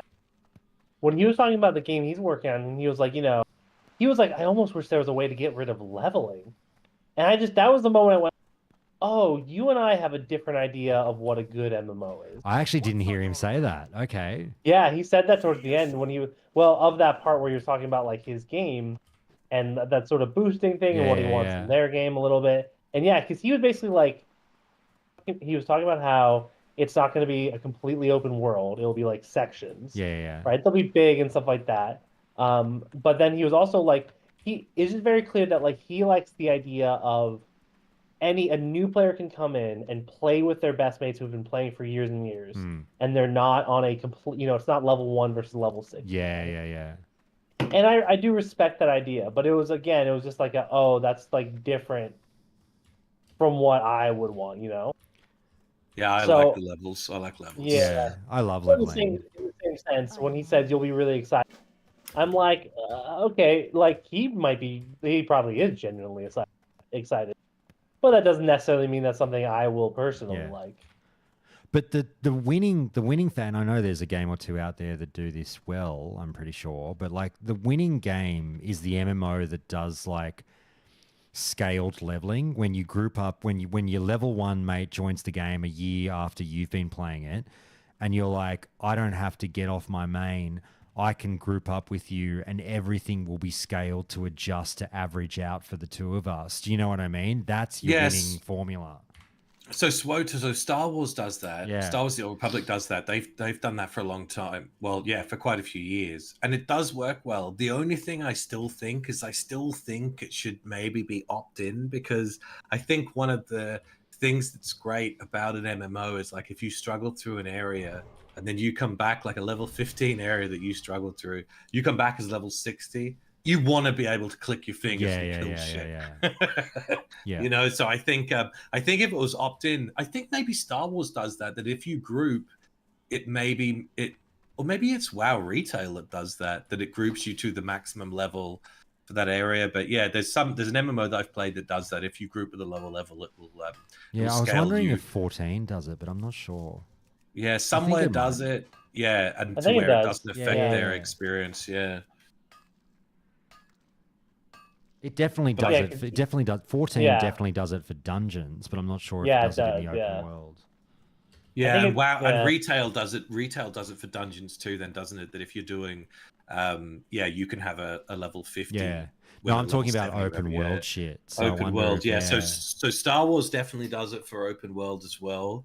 And you're still powerful because you've got all of your end game abilities that have just been scaled down. So you're still more powerful than a normal person at that level. But yeah, I think that's a good way to go. But I really, for a lot of people, the levels, you want to get those levels, man. I think games without it are weird. Like I think maybe Elder Scrolls or somewhere doesn't do leveling. You just get new abilities. But yeah, I like my levels. I like the dopamine hit. that's pretty much exactly what Brian said. He was like, "Oh, if only there was a way to get rid of levels, but it's really hard, and I just don't think." Yeah, Alright. I don't think it suits the style of game. I'm going to grab myself another beer in a second. I just got to try. Hell yeah. Thanks for hanging out, guys. I appreciate No, it. this It's is nice good. talking to you No, I guys. always I love leveling, but then like hanging in chat with guildies and friends. And stuff. Mate, That's I one of my don't. favorite I've. things. This is the weird thing. Like, I love this, but I never do it. Like I always say, I literally play this game alone and have done for years, and I know everyone thinks it's weird, and it is weird. But like, it's not like I'm not a social person. You know what I mean? And I do enjoy it. Yeah, fuck yeah. I think I've always just been like, as weird as this sounds, I think I've always been like held back from really overly socializing with people who've been playing WoW their whole fucking lives or whatever, because I don't know dick about the game. But now that I do feel confident sort of knowing what I'm talking about with WoW, I can jump in those voice channels and hang with the kids. You know what I mean? Oh yeah, Mhm. yeah. You've got a solid understanding. Now, same as me. I mean, I'm not by any means going to be able to get into an in-depth discussion with the ails of the WoW universe, but for the most part, I can hang in a conversation. Oh, I'm mate, sure yeah, you're you the do same. fine. What am I doing here? I've got to train. I'm here for training. Is this a bug? Look at this. I'm here for What are you talking about? training, and he's going straight to the. Trying to do the respec. Well, he's you trying might to do just- the Oh, respec. that is absolutely Yeah, a bug, what yeah. the yeah, fuck is going on submit there? that for sure. What's his name? Oh, this is the guy with the horrible name, Math Rengel. Yeah, no one knows his name. Worst name in Azeroth. Yep. That's where I got the Joey Jojo Junior Shabadoo joke from. Generally, yeah. I've generally, by the way, been finding like, because I think it's because it's on this like Dragonflight thing or whatever, but I really don't like I'll click on an NPC that has multiple quests and I'll accept it and it'll automatically open it up again to let me accept to like be like, do you want to get the next quest? And I'm like, oh, I don't like that. Is there another fucking druid trainer here? What? That sucks balls. I don't know. Oh, the here's one. elf Here's one. thing too Yeah, well. there's downstairs. There should be a number. All right, this guy's got it sorted. All right. Good work, Josh. Bug Happy days. bug finder, Josh. That's Yeah, good right, work. huh? That's actually a pretty significant bug. That's a very Yeah, that's significant bug. good. One of the druid trainers won't train you. Suck shit. You can Well, it's keep also your... that like there's a reasonable chance people could like If not you really be had a paying attention. gold, If you had a gold, you yeah. could get completely rinsed early on, which Yeah. would be a real shame. Yeah. Oh my god, if I had lost my first gold piece, I would throw my fucking PC out the window. Mhm. Imagine, dude. Oh. Imagine. There'd be some angry tweets. There'd be a twit longer for that. Well, you can't tweet much longer anymore. No, did you see that thing I today? saw some Did you of see the that, theories yeah. behind it, Tim? That he's No. maybe not paid his bills? Fucking yeah, Elon, dude. Papa Elon. Oh, I don't want to get into Elon, but like I do think it's funny. Yeah, they're like it's outrageous fucking news, quite frankly. Even if it is temporary, it's fucking outrageous. And like I think it's a theory based in, you know, believability that like maybe he hasn't paid his AWS bill. I don't know. Nothing would surprise me, pretty mate. funny. Nothing would fucking surprise me. Well, like the thing I saw today. Well, the thing. So I had to like I was at a friend's today doing some like D&D, and then I had to not go home right away because there was an active shooter near me. Oh, what? Or near where I live. Yeah. How Well, close it turned by? it so like a quarter of a mile, Oh, like that's down Little fucked. Tokyo. Too close, brother. Yeah, Too yeah, close. exactly. Too close. And it was so what it turned out to be. This was the thing. It was like active shooter. Police don't know where they are. So I was like, oh, I am next to Union. I am at Union Station, so whatever. Yeah. So like, but like, then it turned out that it was two people who were in a police chase, who then Shot at like the police. fled into they fled into this mall and then they were hiding out. Ah, And they when had they weapons. fled, yeah, they did have guns. And they fled into there, and it was crowded. You know, big day. There was an anime expo going on. When they fled into there, the police over the helicopter just did an announcement like active shooter because they Right. were criminals with guns. So then that's what Yeah. like got posted and trending before it, like they didn't Yeah, shoot because it's anybody, kind of like, is what the else long- do you call it? There is someone who is Yeah. dangerous with a gun in a mall, even though they're not shooting Yeah. people up. They definitely have the propensity to. So what do you Exactly, call it? yeah. So like that fine, but like so then once that got clarified, but like the thing I had seen, because I don't use Twitter a whole lot, but I saw people on there being like, hey, so I can't see any more tweets, Oh my but God. this is also the only way I'm getting Of course, updates. there's a safety so aspect. Yeah, Yeah. you need that. Yeah, I've used my tweet limit for the day. I can't tell if I'm safe or not. yeah, exactly, yeah. That's fucked. Yeah. Oh no. We missed a couple of messages in the stream chat. Oh, Nick's yeah, gonna go Grimoire Dwarf and Priest. Falcon. Nice Oh, yeah. work. Good work. I want to play a dwarf priest, but I'm so melee heavy these days. I just like. You've been into it, Josh. You've been Oh, enjoying mate. a warrior too, which has actually am- inspired me because I've never ever wanted to do a warrior. And then reading your posts, I thought I this fucking guy's starting to love it. inspire me. I Warriors fucking are love so it. fun. I yeah. can't believe I didn't play one for 4 years. Like I must be doing it wrong. I always thought they were lame. I don't know why. The only downside of a warrior to me is that like I have to tank it end. Yeah, I know you can DPS, but I don't want to DPS. You have But to you tank get it end steered game. towards tanking. Now, which, like, yeah. I enjoy tanking, that's fine, but I get massive anxiety about whether or not I'm a good or a bad tank. So I don't know that I'm the best person to be tanking because I'm not a confident tank, but I'm a very, very fucking confident healer. So that's why I tend to heal. But you You'll- know the dungeons. You've got a solid understanding of dungeons now Yeah. too, But Josh, not though, from a don't you? tank's perspective. Oh, So You know, I so think I this- would be the guy pulling a pack that I didn't realize it was actually linked to 2 other packs, and now yeah, we're gonna I'm with wipe you. all And that in shit. hardcore, there's higher stakes now. Oh too. yeah, I'm with even you. forget hardcore. Even doing it in Oh, okay, normal yeah. mode, I'd feel a bit like, oh god, a bit, so- yeah. I'm As with someone, you. so on Season of Mastery, I was a warrior and I did tanking for the first time. And I say, I remember the first Elbers that I was like, I have never tanked this, please. Hmm. And first off, when I said that in the group, everyone was so nice. Like they were Yeah. like totally chill. You know, we wiped like 3 or 4 times, at least once my fault. Yeah. So they were totally fine with it. They're like, yeah, you know, no problem. But I think in an all guild run it'd be real different too, though. Yeah, I Josh. don't- If you had the Yeah. countdown homies, it'd be Yeah. cool as fuck, wouldn't it? Well, I will people have say, said like, just so yeah. you finished him. I was gonna say it was super fun. It wasn't too bad to learn. And like the other thing is nobody ever blames the tank, no matter what, because Yeah. you're a hot commodity. And even if it was your fault, people will be like, no, no, no. Like, so there's not that much, like, you shouldn't stress too much. The other thing, tanking as a warrior, especially an arms warrior, is super fun. Mm. Like, because it's the way you do it if you're doing it right, and you start like building a bit of confidence, is you like battle stance charge in on like a big pack, throw out like a whirlwind and I forgot the sweeping strikes, and just do a ton of damage, and then switch over into defensive stance, and you just like you do a lot of damage. Mm. And it's like you'll be leading the charts, and it just feels really good. Well, I've heard a lot of that, just in terms of like, look, the classic player base might be, a bit more on the toxic side than not or whatever, but like the toxicity will go away, that like people are just so fucking happy to have a tank, they won't be cunts to you. And Oh, like, yeah. even if you're going slow, people will get over it because they know they'll be waiting another fucking hour for another tank. Yeah, and if Yeah. you're upfront with them, they're fine with it. Yeah, so But maybe, hopefully, I mean, hopefully we can just kind of play with good people though too. I mean, that's the dream, isn't it?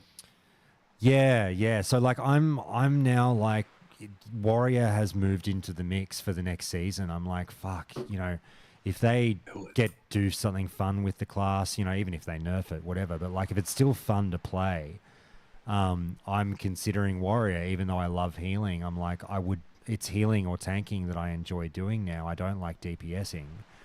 Well, yeah. I mean, so, for SOM too, do the warrior for sure, Josh. Claim the mantle and do it.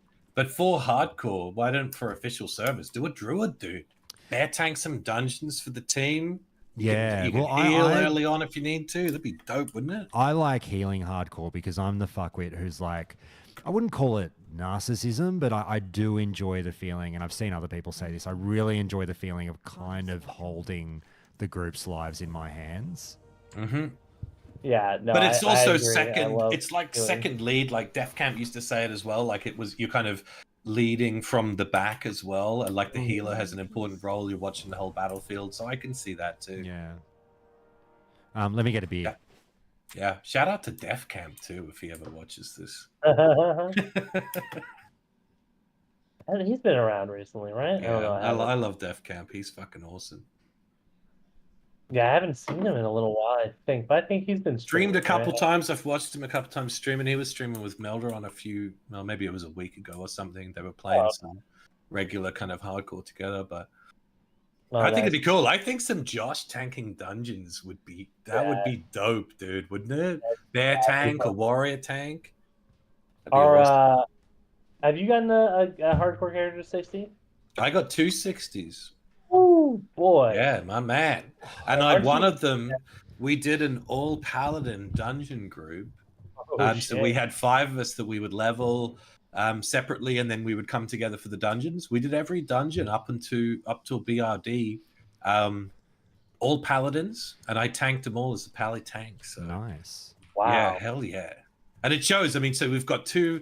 What do we have? 3 rat pallies for DPS, a healer, and a tank, a pally tank. So the only classic dungeons that scare me up till that is Noma, which is not really a tank issue. It's just a whole group issue on that when you're on that shelf with those with the bombs. Oh, I can't stand that. Yeah, that's horrible. And the only other dungeon that really does concern me in hardcore is Sunken Temple, dude, with the threat swap. Oh yeah, Sunken Temple. The only reason I hate Sunken Temple is just like, still to this day. Granted, I've only run it like 3 times over the last 4 years, but I'm sick of not knowing where I'm going and then really relying on, I hope someone in this group fucking knows where to go in this place. I've been fortunate that someone has always known because I don't. I've got no idea. Like 80% of the player base has no fucking idea what to do when they walk in that dungeon. Confusing, time consuming, but there's a boss with the threats, with this threat drop mechanic, and which one is that? It gets That's the sketched. dragon. That's the he puts The the last tank. boss. Yeah. Yeah. Well, yeah. generally it's the last one. But yeah, he puts the tank to sleep. Yeah. Yeah. That's right. I remember now. Whoever's the Yeah. highest tank, and will just go to the second Whoever's person. highest damage.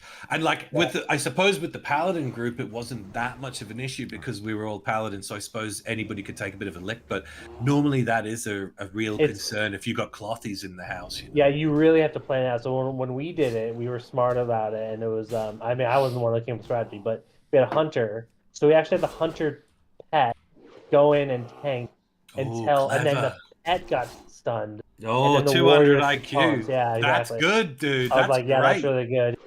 But it's obviously the other thing too is it's really difficult. Like if you have a pally, if your main tank is a pally tank, they don't have taunt.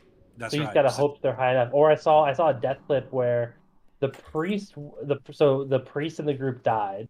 The other four managed to escape. But like the priest in the group died because they were like the plan was the warrior was gonna go in, get slept for 8 seconds, and then the rogue was going to evasion tank, which is dicey, Yeah. but okay.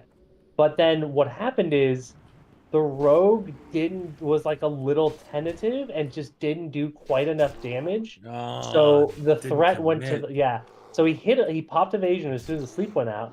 But then the Aranicus started running at the hunter. So then the hunter feigned death, and then it went to the mage, and the rogue wasn't going in and doing any damage, so it wasn't generating any threat. He didn't commit. Yeah, he didn't commit. So then it went to the mage. The mage ran for a little bit and then blocked. And then it had gone to the priest first before the mage, and the priest faded, and then it went to the mage. The mage ice blocked, but then went right back to the priest. Oh, and they're he didn't have taunt his tennis, dude. Yeah, exactly. He didn't have his fade up, so he got killed. And then the priest was on the death appeals, being like, the rogue should get in trouble because he griefed me. But it's like, nah, like it sucks. Like he definitely like wasn't committing, but that's a really tough fight. ST is tough, hardcore. Props to the guys who are doing it, but you're taking that risk, man. You don't have to, but you want the juicy rewards. You got to do it, and that's a tough boss. Yeah. Yeah. Well, and also too, like, oh man, if I was tempted to, well, like I had that thing. Once we got to Uldaman, we like group I ran Uldaman with happened like we then like stuck together to some degree. You know what I mean? Yep. So because that's happens when you're at that high level. Yeah, there just aren't that many people. Yeah. So like when we were ready to run Sunken Temple, I was just like, okay, I guess we're going, because I was thinking about trying the Ancient Egg quests on my own. Which good morning, guys. Hey, how's it going? Mate, how you going? I'm doing all right. That's the early way. morning here. What time is it there for you? It's 7:45 in the morning. Oh, that's all right. What are you planning on a morning of WoW or what? I don't know. The kids are actually sleeping out in the tent at the moment, so we'll see how much gaming I get done. Right. When they wake up, I gotta take care of them. I'm gonna lock my cat out because she 100% gets me killed in hardcore. Good stuff. How are you doing, Zoran? I've spoke to you a few times just in messages and chat, but I've never spoken in voice, so it's nice to meet you. Nice to meet you too, guys. Yeah, I think same, probably. I mean, I speak with you a lot in the Discord, but... Oh yeah, a lot. It's good to see you. So I've seen you've been active on hard. Well, both of you are active on hardcore, right? But you just hit 60, right, on your mage. For me, yeah. Just Hell yeah, nice. Yeah, like a week ago. Well, yeah, that was the one. Like I was telling Josh, like I level 57 in Western Plagueland. I got a fucking freezing band. Oh yeah, shit, I remember you saying that. Fuck, on a that's mage lucky. is insane. Like that's.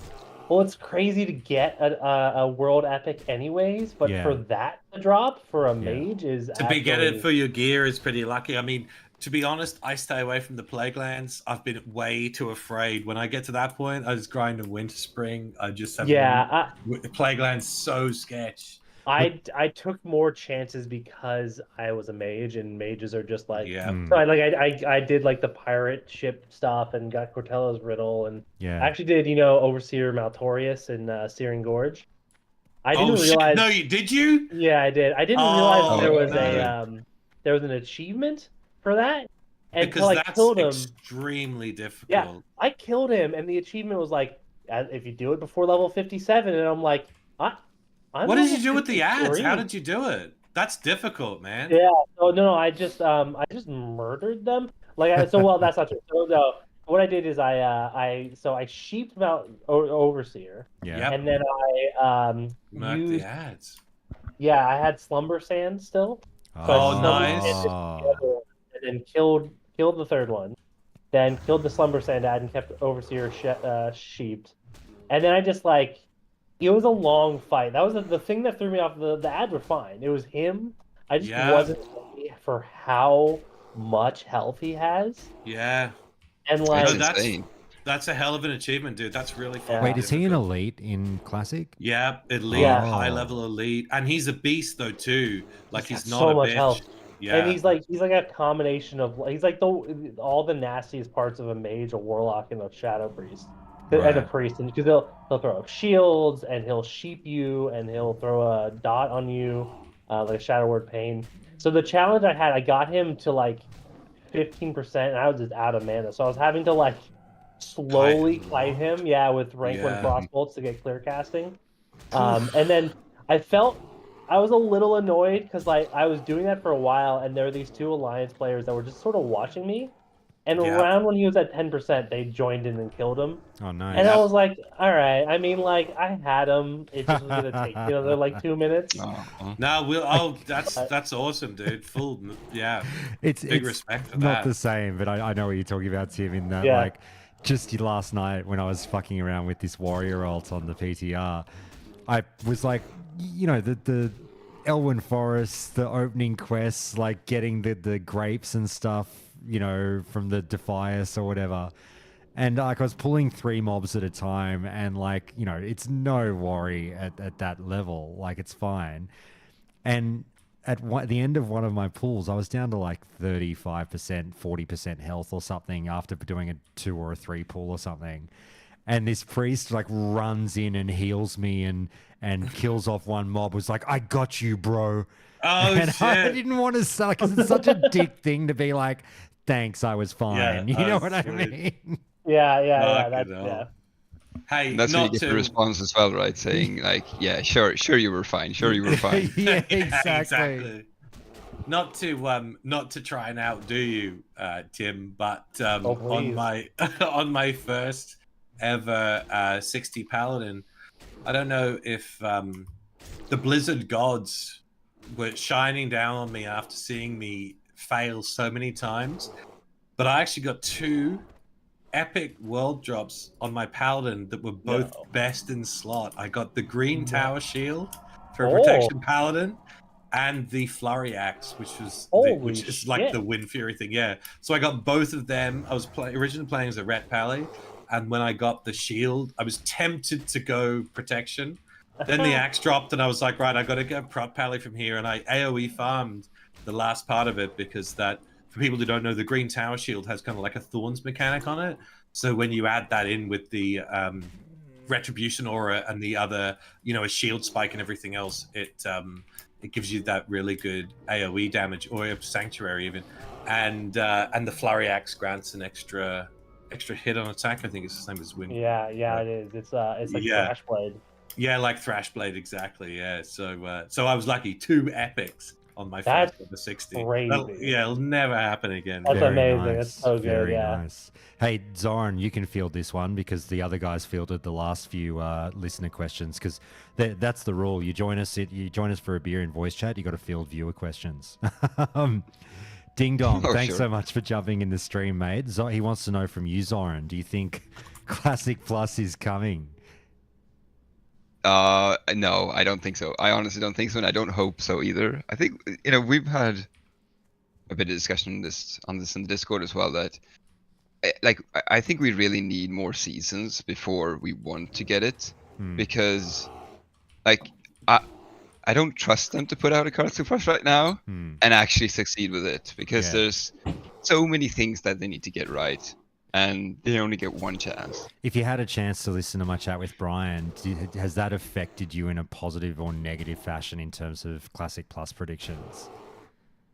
Not for Classic Plus. Right. I think it gave me a little bit extra excitement for some too. Yeah. But not not Classic Plus. Well, yeah, but no excitement that SOM 2 is Classic Plus, right? No, Yeah. definitely not. Like Yeah. I didn't read it as, and it kind of felt like he almost confirmed it wasn't. I So agree. I think he definitely poured water on that fire by the way he said it. yeah, definitely. So you know, I like, of course we want a Classic Plus, but like what I want out of it is them really just cutting it from where we ended, I think, and then building from there. But going that other path that you know, his new company almost seems to be wanting to do, right? Yeah. Build I- new content, take a completely different path, and you know, yeah, have a different design. I think a philosophy. really like interesting little nugget he threw in there was like, if they weren't beholden to the corporate overlords, in a perfect world, he would have loved to do Classic Plus after Classic. Yeah, yeah. That was really Well, fun to hear. you know, obviously I wish him best of success with his new job, right? But you know, it's not impossible that people come back as well, right? Yeah, And there's a lot yeah. of good devs out there that have dropped out that used to be on the team Mm. that, you know, if they were given the opportunity to do Classic Plus again, I think they'd come back. Hmm. I think next season is just going to be just something really fun that they've like done a fair bit of work on. I was sort of saying something like, imagine Turtle WoW without the extra content, but the class changes. You know what I mean? Yeah. No, it's. I mean, I think there could be good things that would come relatively soon, but you know, there's always going to be some people, including myself, that you know has this idea of what it's going to be, and or what it could be even, and meeting those expectations, I think, is virtually impossible. Yeah. All right, there you go. You're a real streamer now, Zoran, answering Oh, fucking viewer questions. Yeah. You're all over Oh it. well, tell you what, I literally just got a new monitor as well, so I'm going to be rocking a dual 34 widescreen setup. Ooh. Nice. Yeah, and I haven't really made the move yet to actually play it like ultra wide yet. But once I got the setup installed, I'm gonna try it out. Yeah, nice. Try not to die here. I pulled a 16 for funsies, and he's giving me a hell of a fight. So let's not be dickheads about Let's this. see what happens here. Oh, I Ooh, can see okay, you hold in on. Dark Show. Yeah. I'm in a safe spot. I can watch. Oh, Just I trying think to he's stay got it. I alive. think Josh got it. oh, This is buddy. dead set. This is like a boss fight. This is dumb. They've just got. Careful, they stun. They do. But like, just silly health. Like, there's nothing overly Don't problematic about this don't mod. jump. No, by I the won't way. Yeah, you jump. got this, Josh. There we go. I got it. There We we go. did it, kids. Good work. So, Easy clap. so in Dark Show and the far north there, you've got these cats, right? Yeah. That they have a pet or a child actually, I think.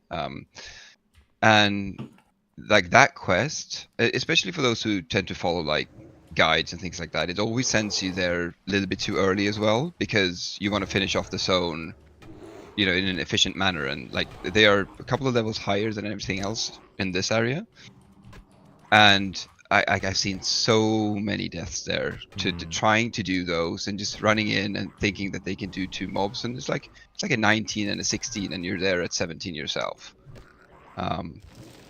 So you know, I always head up there, and you know, especially if I'm a healer, like try and throw an extra heal to someone, because I know someone's gonna run in here and die soon. Josh. No, I'm good. It's fine.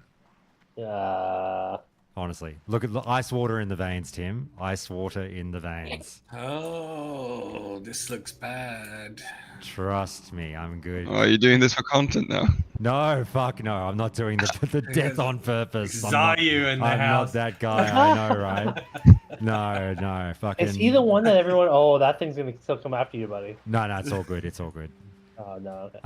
Yeah, Zayu's the one that everyone sort of says. I think he might be doing this on purpose. See, I've watched him a few times. I don't mind him actually, but I I've think never, he's a like, good streamer. I just think Yeah. he's like a world. He's in like the top 100 of Yeah. WoW classic arena players, and sometimes he dies to dumb shit, so people Yeah. question it. He be fair. seems like a good guy, a good streamer. I mean, I think it's fair enough to question that sometimes, a lot of people still haven't realized that streaming is fake. Like it's like of with course. Twitter, right? Like, all the viral tweets that are like, you wouldn't believe what happened to me today. Like, Yeah. sorry guys, that didn't happen. They've made it up for content to get views. And streaming's no different. Like, you have to realize you're watching scripted, like The Hills. You're watching scripted reality. Yeah, I was gonna say, to be fair, lot of good players died of stupid shit.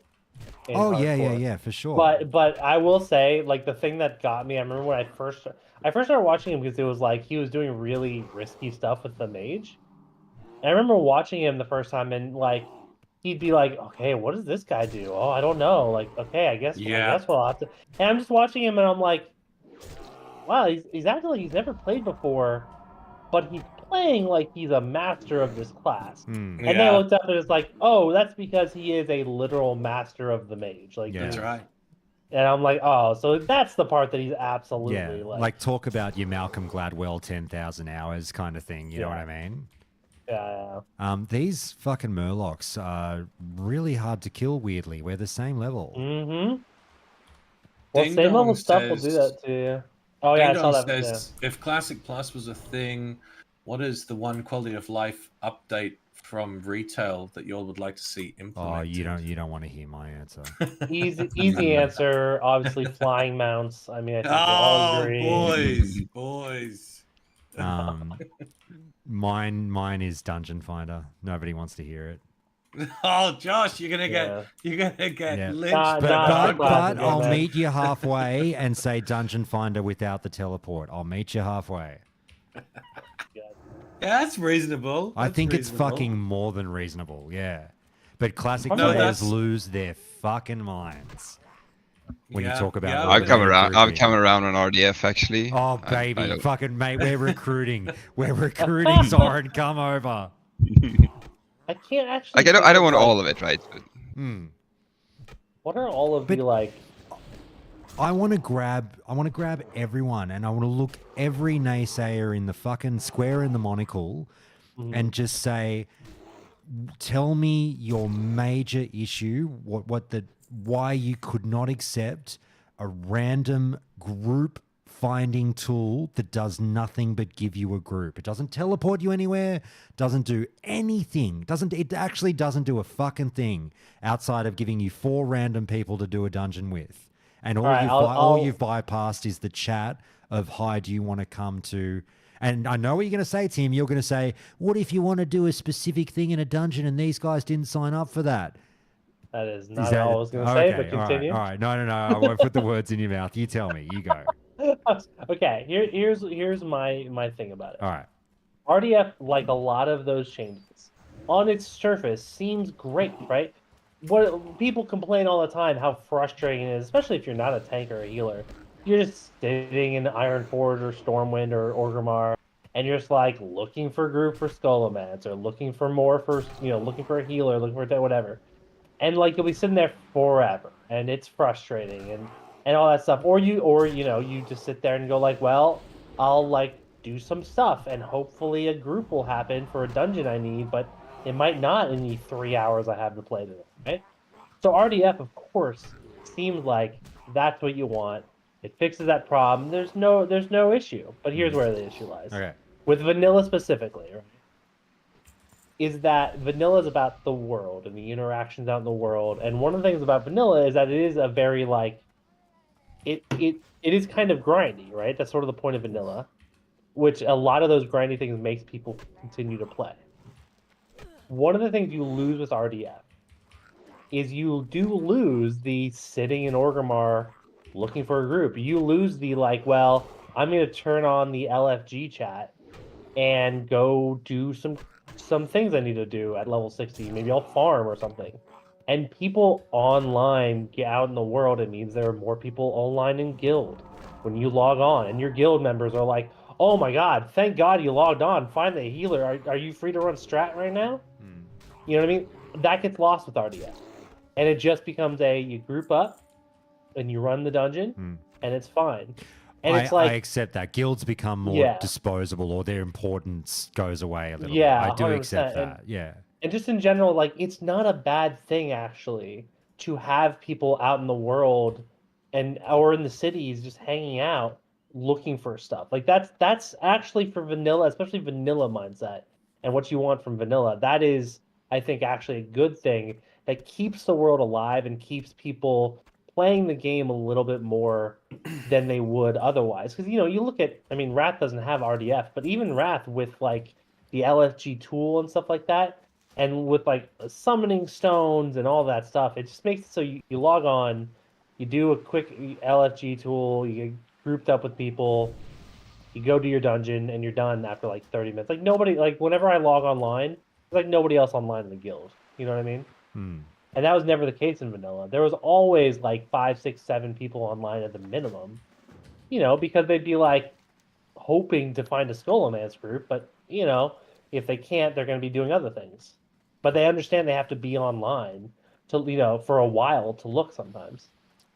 I I hear think Again, you. it's I think Yeah. it's tough, right? Because you got to find that balance. It's actually really nice for someone like me. It's got limited play time that just run in and know you're going to be able to get it done. Because Yeah, if you'd otherwise just you'd have to consider the time finding and making the group, which is often longer than doing the dungeon itself, right?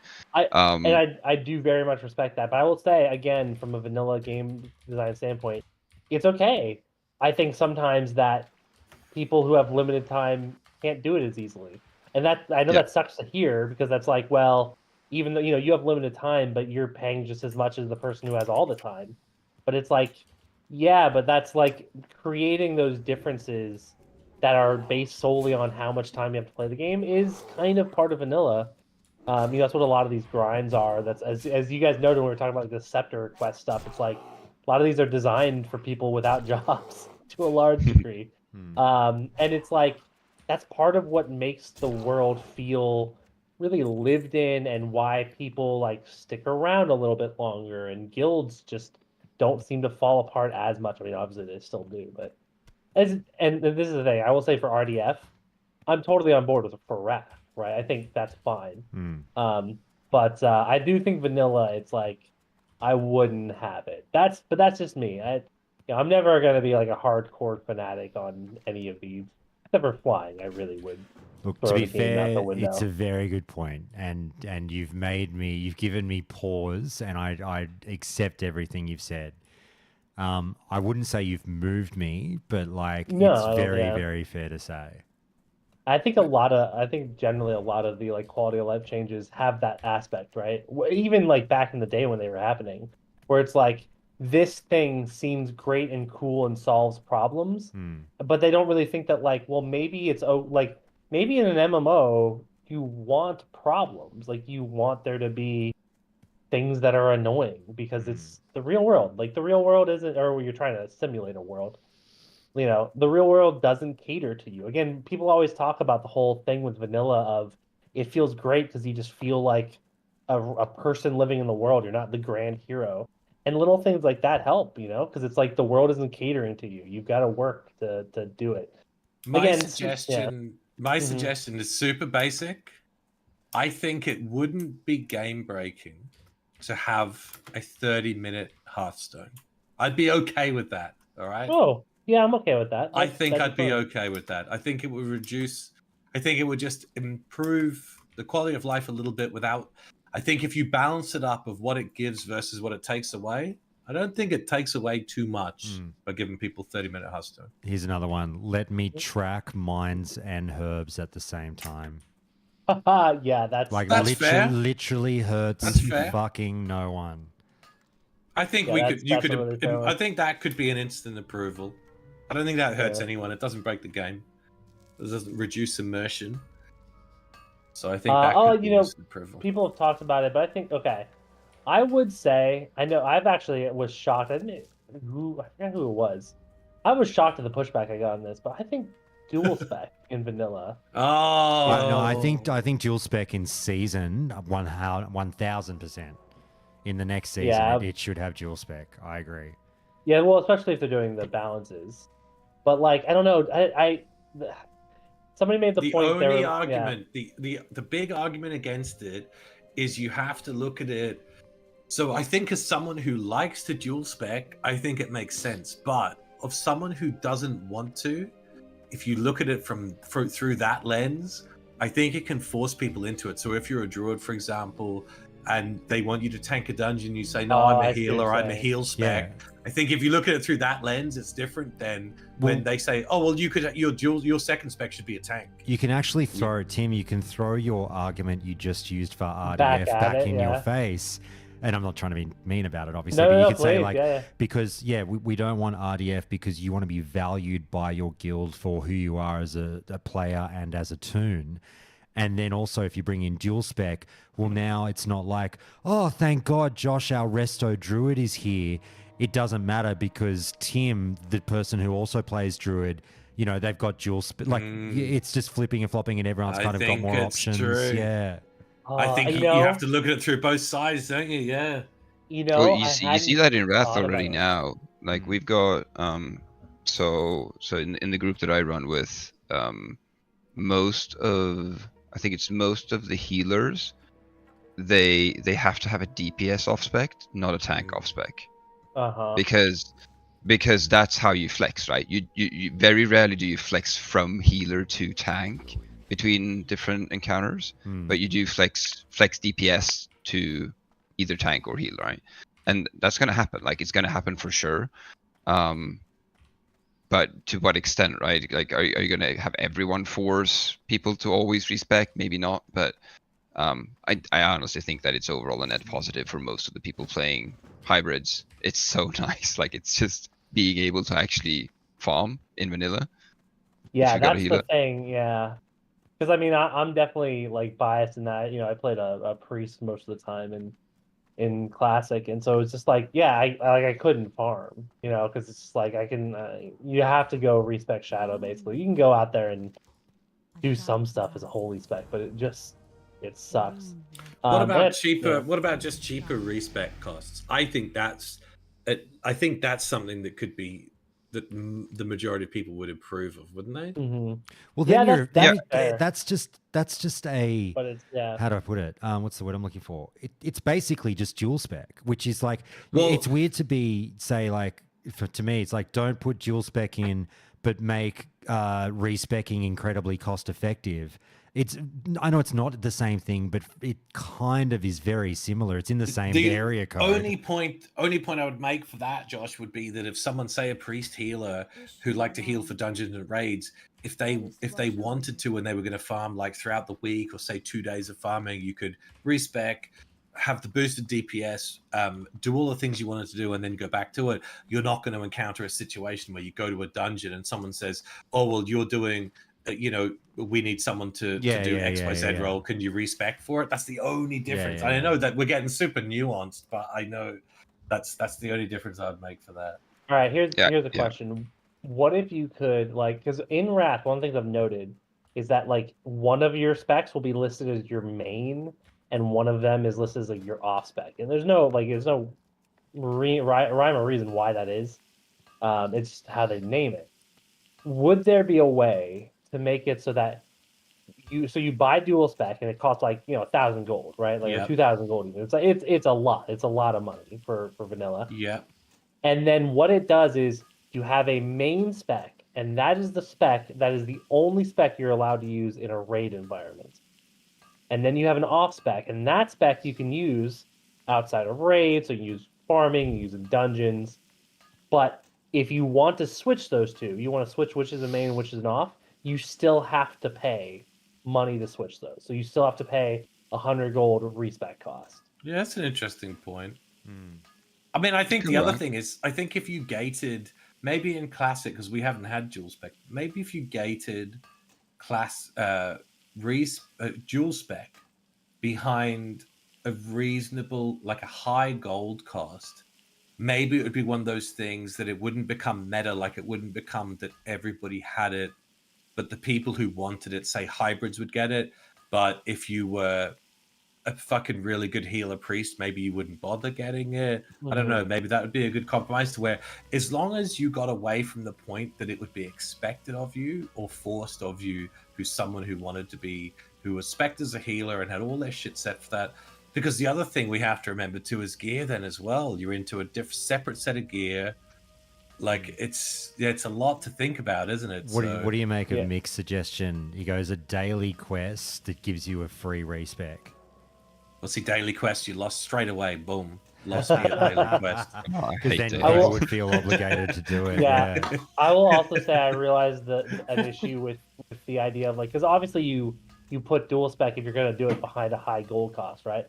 But like I realized the issue is like the time I was most like, oh man, I wish I could just easily switch back to Shadow to farm was when I had like 10 gold to my name No as money, a fresh level yeah. 60. Oh, So it's like man. I couldn't have afforded dual spec anyways until I made enough money, and then at that point I've clearly found some way to make money. So like, which I had, but at that point in my priest I'd learned how to do the auction house, and so then I was playing the auction house and I was set, so I like didn't need to farm anymore. Do you So think like, these? yeah, Do you think these debates took place in the vanilla WoW war room? You'd want to hope And so, they- wouldn't you? You would think so. You'd hope so. Yeah. Or was it just that they arrived on the idea that it's not the easiest or the best solution is to not have it? Or do you think it wasn't on the radar at all? Well, they also would I have been think- technically bound. yeah, I don't know if technically Yeah, pulled no, that I off, think but- I think Yeah, they that's true. once they did the decision to just go 1.12, I think that was kind of predetermined, right? But once I think they probably brought it up a couple of times, even in TBC, when they already had introduced changes, right? But I think just one thing I want to add on the dual spec thing is that it's not just the gold, it's being able to kind of save all your action bars and settings and things like that. That's just it's so the whole nice. UI, yeah, yeah. yeah. Yeah, because I hated, like, yes, you could argue that maybe I have a poor setup and things like that, and it could be better, but like I switch around a lot between especially DPS and healer. I have like my keybinds are completely different, and it's just, yeah, it takes me like 20 minutes to sort it out if I'm in a vanilla setting and respecking. And So it's just, Wrath changes. So with Wrath, when you respec, all your keybinds and everything is where we want it. But Wrath doesn't do gear though, does it? We use item rack for gear. Is that right? yeah, Like we it's- use item rack. Yeah. Yeah, I'm with you. Yeah. I mean, I don't know.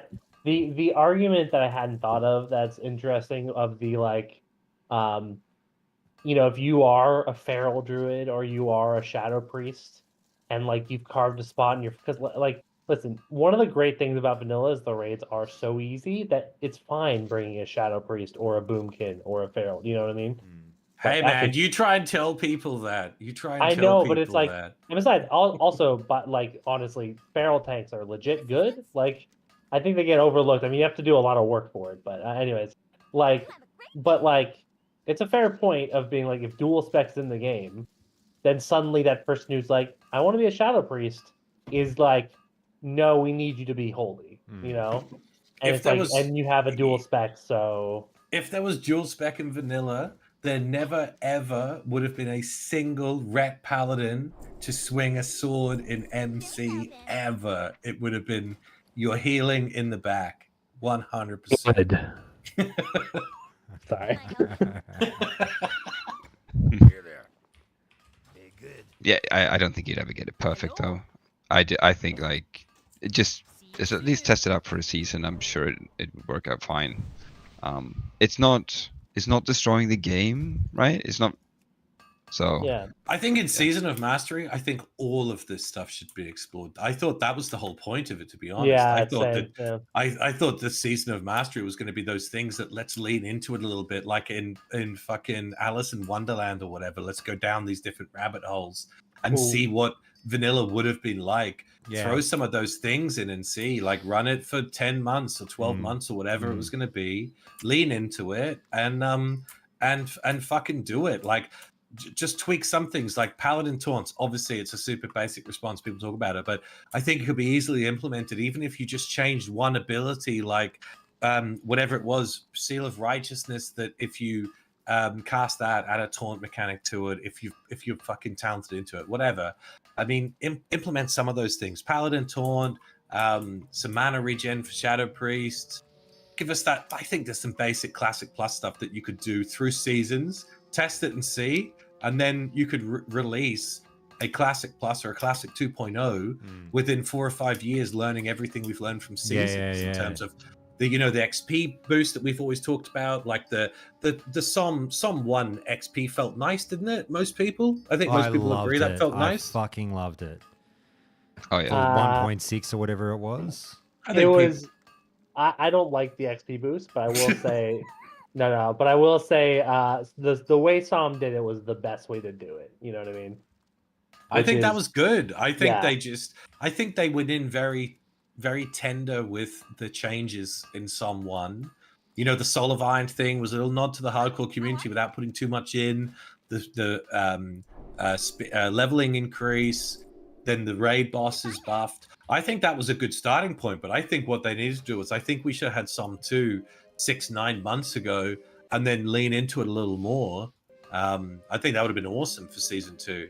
And I think would have kept people into it. And then I think over the course of 3-4 years of that, you could like fucking distill this perfect WoW Classic 2.0. That would be nice. So I don't necessarily want to say this out loud, but like I'd almost pay extra just to get more seasons more often. Hell yeah, dude, I would too. But yeah, it's okay. I don't know if this is much of a conspiracy either, other than like this is probably just true. I feel like the reason we're having to wait so long for Som 2 is because they weren't going to do it.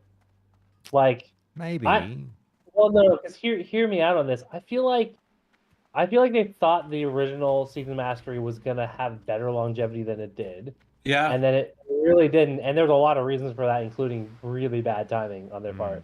But like, I think they just sort of chalked it up as, well, we thought this was the thing people wanted. They didn't. Look how dead those servers became. Look how dead the era servers are. Yeah. And maybe we don't do this anymore. And then the era servers started popping off. And I think they had to like shift gears and be like, oh fuck, people actually do want this. We just like underestimated that people are just they actually do have a seasonal sort of like, yeah, we want a new vanilla. And then they play it for a little bit and they're like, okay, we're done. And then the next year comes around, they're like, please, another one. I completely agree. I think that's what happened. I think they fucked up the timing. I've been willing to give them a massive pass on the timing fuck ups, because as much as unfortunate as it is, like for example, what happened with Som, like they've never done this before. Like this, we've gone from there's one version of World of Warcraft to, like I said with Brian, like, mate, it's 2023. We're about to have 5 different versions of WoW to play. It's fucking bonkers. Pretty insane. This is all new to them, having different versions of the game, and they're going through the growing pains. And I hate being a Blizzard apologist, but there's times where you've got to go like, mate, this is all brand new to them. They're learning how to release multiple versions of the game without tripping over themselves, and they fucked up massively with Som, for example, and they paid the price for it. But yeah, you'd want to hope that like they're learning lessons, and like that's why I don't jump on them so much and go like, oh, you fucking idiots, how could you have released Som when you did? Like, they learnt a harsh lesson, and just hopefully they don't do it again. Yeah, agreed. Yeah, no, I don't like I don't jump on them or anything like that. I think they didn't put enough faith in. That's just literally what I was about to say. I think they need to be more confident in what they do, commit to it, and be confident in the changes that they make, and make make a decision, fucking stand by it, and stand behind their product. They've got a brilliant product that's lasted 20 fucking years.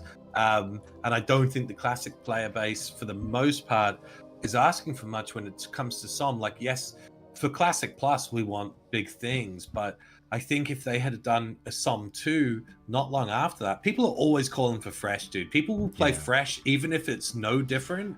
But if a Som 2 had just a couple of different things, I think it would have been a success anyway. Release them fast, like on a good. They said initially this whole thing, we're going to do it on this 12-month cadence. They said that from the very beginning, and yet it didn't happen.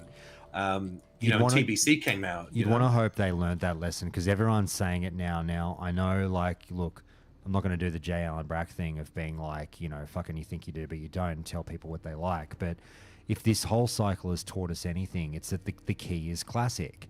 And like, yeah, of course there are people that Agreed. love Wrath the best. Of course there are people that love TBC the best. But it is no fucking secret that the majority of classic players all point to vanilla and go, that's the one. So you'd want to, and these 100%. these comments are popping up a lot now on the subreddit, that we've had 9 months with Wrath and we just played TBC and we just played vanilla again, and all the comments are coming through, which is your reviews saying, look, I've just done it all again and it's not even fucking close. Vanilla is the best version of the game. So you'd want to hope like Blizzard is reading that and going, okay, if we want to keep these classic players for the years moving forward, we need to be vanilla centric. Yeah, Completely agree. I will also say, like, when I say like I think they shelved it, I mean in the sense of like one of the nice things with Brian being a lot more open was like hearing the truth of how like, oh, it's not just 5 people in a room on their own, you know. It's like, no, there's like 11 or 12 or whatever people on the classic team, and they're classic focused, right? So it's like when Dragonflight's about to launch, that whole classic team is probably, a lot of them are like helping with the Dragonflight launch and vice versa, right? So when I say that, I really think what it probably was is Season Mastery 2 was the thing that they were planning on, but the higher ups in charge of the money looked at the numbers and were like, we're gonna deprioritize that and shift you guys over to focusing on more, Wrath should be fun, like sort of, you know what I mean? Like, I think they might be starting to realize now what Josh was saying, that the golden goose is classic without a fucking doubt, dude. It's vanilla classic, isn't it? It's because you can do all of these things. You can do hardcore. You could have fresh era realms that people would play unchanged. You can have hardcore realms. You could actually probably have a fucking solo self-found hardcore realm and people would play it. And you could have SOM 2, and that's 4 different vanilla realms that I think would be busy. The PTR just shows it now. The PTR was crashing like fucking crazy on day 1 because of the amount of people playing. I admittedly, that is NA and EU in one server, isn't it? But still, it's an absolutely insane level of participation into a one life fucking server of a 20-year-old game. It's absolutely incredible. really is. I do wish, for some of the same reasons I wanted Vanilla Classic in the first place, which was like, I want sort of the museum thing of this being a thing that for people who want it, it's there. I do wish they would make TBC era servers. Oh my god, Josh is using the auction just house. one. He's not hardcore. He's Oh, using no, the auction I house. said I would, Get if him outta I here. would sample the rules Wow. that they gave us. I have to give a review on this fucking server, and I'm sampling their rules as much as I disagree with them. Oh my god! I mean, this makes you an actual criminal, I think. I know. right? Oh my Send me to God. jail. Fuck me. It's like Green serial carpet. killers, Put it rapists, in HD I am an Discord. actual uses criminal. auction house during HC. I think it's right, like right above like Grand Theft Auto. I think. On the line. Sorry to cut you off, Tim. No. I was just saying that, like, I do wish they had they made TBC era servers, because like just one, just the one, and everyone, because like, listen, I know it's a small amount, but I'm sure there are people who would like to play that. Yeah, and I've got no drama with. I don't think it is like, unless they would say, look, it is prohibitively expensive for us to keep a server up that has fucking not that many people on it. I think why not? Like, why not just do the forever TBC, the forever Wrath, the forever vanilla, give people those options. But if they were like, look, dude, seriously, we need, 10,000 players all the time on this server to make it worth our while price wise. Like, I don't know, maybe that changes things, but I think they could do it, Josh. I mean, to be fair, we have to remember that those era realms were fucking dead pre-hardcore. If you take they were. that time in between, yeah, you take No, that but time in between. that's the one I would give an exception to, because they fucking had to committed to do that. They and they had committed to to it, Ian- and we appreciate that. Ian Hazakostas literally said when they announced Classic officially, he was like, we were only going to do this if we could know for a fact that even if there was just one player left, that we would keep that server open. Yeah. But like, So, I'm like, not yeah. I'm not in that space. Is it Is it expensive? Like, how I have expensive no would idea. it be? Apparently, it is Yeah, expensive. that's, I have no idea. Is Yeah. it expensive? Because when you're talking about thousands, hundreds of thousands of people, possibly, but The kind yeah, of server, I don't know. I have to ask Patricia, but the kind of servers obviously that these guys use would be expensive. But like, I'm so not like if sure. you could have Sorry, an you go. evergreen, if you could have an evergreen TBC and an evergreen Wrath server that's just always going, leave that, and people can always go in and kill the Lich King and do their thing. That you could have, 20 guys, 20 people that get together and do it. I think that's cool. I think it's great. And I personally think they should direct their attention towards that. Can the Cataclysm plans? I know some people are getting Cata hype now, but can the Cataclysm seriously? It's not going to be a thing. You can see that progressively as we've gone through, the hype for like Era was massive. TBC was good. Wrath was like good to then fucking fell off a cliff. Cata will be I 3 still think weeks. and- they'll get the numbers. It won't be anywhere near as much of a thing, but I still think it'll be a thing. But I think it'll fall off, Josh. I think it'll fall off extremely quickly. I That's what completely think. agree. I Yeah. think the numbers will start to take a nosedive. I think it'll replicate what happened back in the day, but it will still be positive net revenue for But them. the thing is, Josh, if it's not, if all you're doing is capturing the same player base, you're not making any more money, are you? Whereas, like I know whenever it went from Classic to TBC, there was a lot of people who weren't playing Classic who said, "I'm going to sub for TBC," and I think that's the way you got to look at it, isn't I it? think Like, the concern for them is though, like, let's say, oh, you mean retention? I suppose. yeah. Let's say it is actually relatively easy for them to spin up Kata again, right? And they're like, look, our objective is to lose as few of these classic players as possible. What do we do? Well, let's give them vanilla and Kata, and then we really mitigate our loss. You know, I people, suppose so. you know what I Okay. mean? As opposed to, Yeah, because it's there the will be leaking players bucket. if I they know don't you- get yeah. Kata, there will be players, as much as we say we're we are players who are like, I'll play a vanilla server forever. But there's definitely a segment of the classic player base that's like, look, mate, I just did classic. Like, I don't really want to do it again. I want to do Kata. Give me 1 sec, guys. The dogs are going nuts. No, you're good. I think it's sad though if that's the case. I know Josh is gone, but I figured, fuck it, I'm No, gonna go yeah, on yeah. a monologue. I think it's sad if that's the case that Blizzard would, rather than bring something out that was exciting and dynamic, it's like take the approach, because I know in marketing they call it like the leaking bucket or whatever, where it's like you hope to lose less customers. You're not focused on gaining them, you're focused on not losing them. So like with Cataclysm, if you've got people who are getting burnt out on Wrath, it's like we can bring out Kata and that might just retain some of those guys as kind of like a lifeline thing. But what I think is that if you had exciting, innovative content, you could actually bring people in who are not subscribed and then hopefully keep those subscribers too. That's the way I think they should be looking at it. So, You know so what in I mean? business, like us speaking generally here, right? I'm not sure it's too fitting for a classic setting, but it's usually a lot easier to retain a customer than it is to win a new one. Like the effort Yeah. of going through and winning a new customer is much higher. So pleasing their current audience is obviously a focus, right? Because they get to retain the subs, keep them, and then obviously if they can increase them, then that's great. But I think you're right. Like keeping enough options to just solve retention and not losing people, and that's what they got to do first, and then they will secondly focus on winning new customers. And I Because in suppose the you've end, got that. Sorry, but you've got that grey area, I suppose, of people who were, let's say, people who were WoW customers in the vanilla through TBC days, who then lost faith and unsubscribed. They're not going to be interested in Wrath, Kata, Panda onwards. But like, if you had that content, you would be bringing back essentially old customers, but it would still be new in what we're talking about. They'd be unsubscribed players who you would be hoping to bring back in.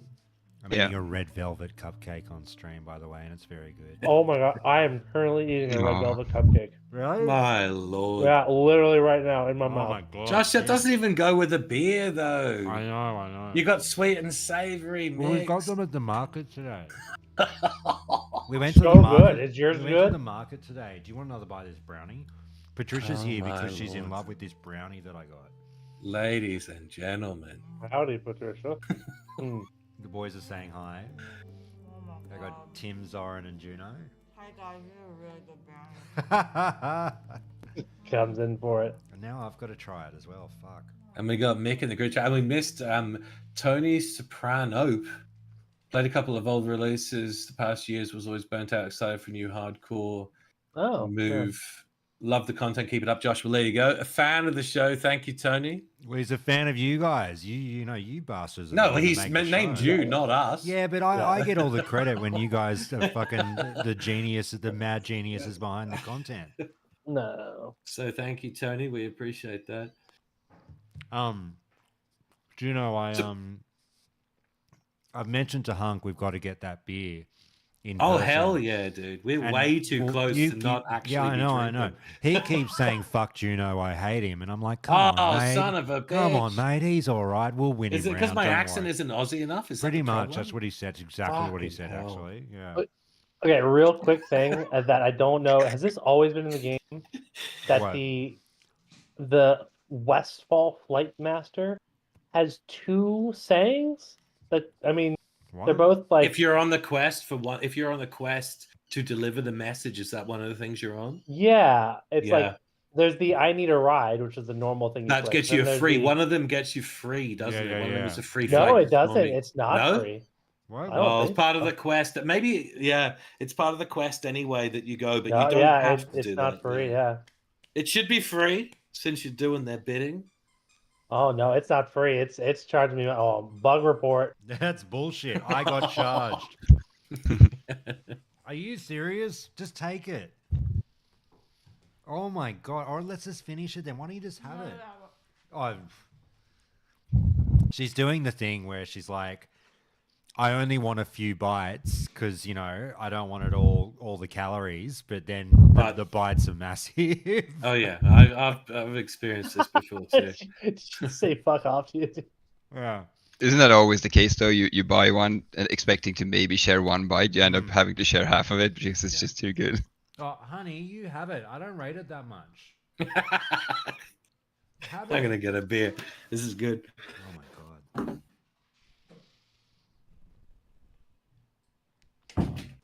Tim, as you would know, that what's the key to a good chocolate brownie is a little bit of that crunchiness on With- top, yeah, oh, around the God. edges. Mhm. This one's a little. It's got a little bit of it, and the nuts are no good. I need bigger nuts. In The my key- mouth. Yeah, I was gonna say Yeah. the key to a good brownie Oh my god. is like you got to have that Oh difference my in textures. god. Yeah, sorry. Yeah, I'm getting All right attacked there, by buddy? Patricia. Yeah, it's not just about the crunchiness on the outside. It's also got to be almost like fudge in the middle. Yeah. Right? And You the know, ratio, like the ratio. You can't have too much of just one or the other. It Yeah, needs to be good. 100%. Like I was really disappointed. I made cookies the other day for Shannon, and like the taste turned out great, but like I think I put a little bit too much flour in, Oh, yeah. so they were pretty cakey. I have been guilty of too much flour with my baked goods in the past as well. It fucks it up. It really fucks it up. It really does. Yeah, I didn't think I did. I was just like, well, it's probably fine, and yeah. No, the good thing about baking is you can just blame the recipe, right? It's much harder with cooking because then it's your own fault. Yeah. Do you want the last bite? All right, your funeral. I know, right, Tony? I got to be careful. I'm not just fighting for my life in hardcore anymore. I'm fighting for my life here.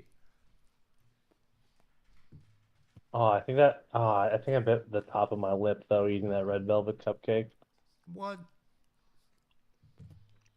Oh man, think how good are red velvet cupcakes? They're so good. Oh, they're good. This one I had was pretty good, but it's still not my favorite. I'd still go with like a carrot cake, frankly. I didn't discover them.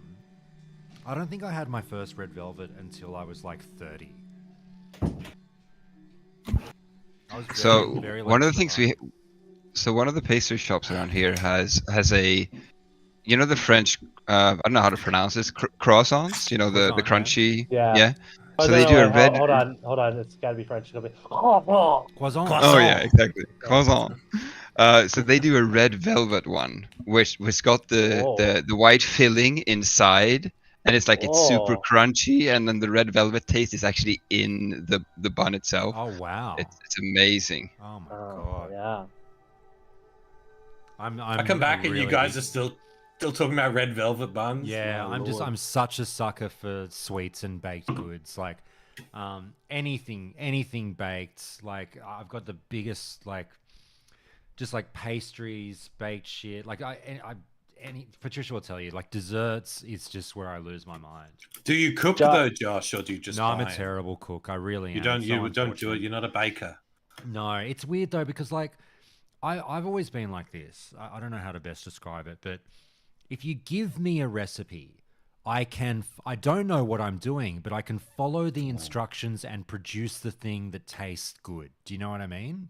So But somewhere between an apprentice and an expert level cook. Well, like if I can cook and produce a satisfying meal, but I Nice. don't actually know anything about cooking. So like, you know, just little things like that every fucking cook learns, you know, early on where it's like, oh, you know, if you want to make it sweeter, add sugar. If it, you know, if you need to temper it down or whatever, add salt. Like just like, and like, you know, what flour does to something and what Let the yeast rise for a little bit. yeah, all like that kind of all thing. the how everything works in the kitchen when you do certain things, like combining two ingredients or how the elements work with something.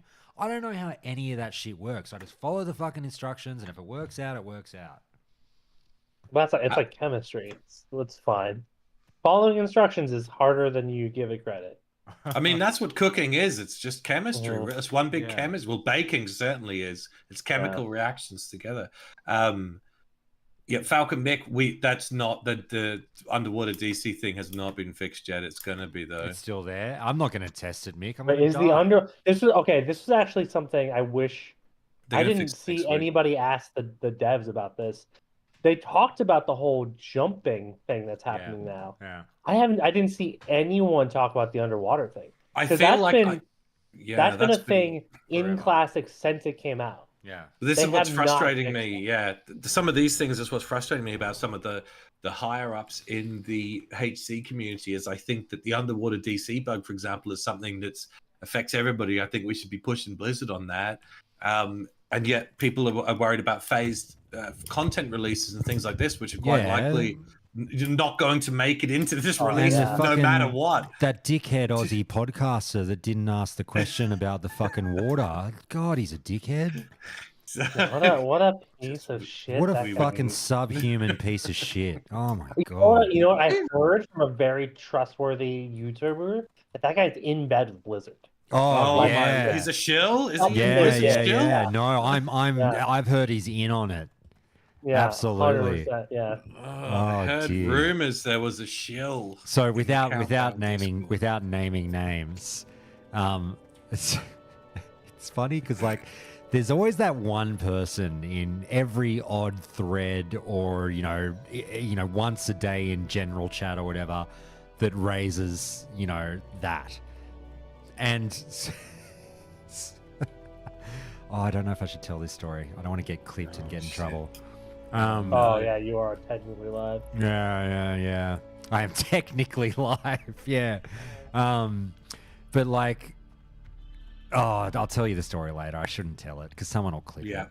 yeah. Fuck it. Yeah, that's smart. Like that. Yeah, Smart, that Josh. that dude's fucking like. Although, listen, I will say, Agren was certain the shit he said before he quit our Discord for a bit was gonna get. He was like, I know this is gonna show up on Reddit out of context. I don't think that shit ever showed up on Reddit. No, but he was saying generically because of like it's happened to him in the past where like he I'm sure, he yeah. makes a joke in Fight Club and then they take it to the subreddit and go, look at this fucking dev making light of a serious bug or something like that. Do you know what I mean?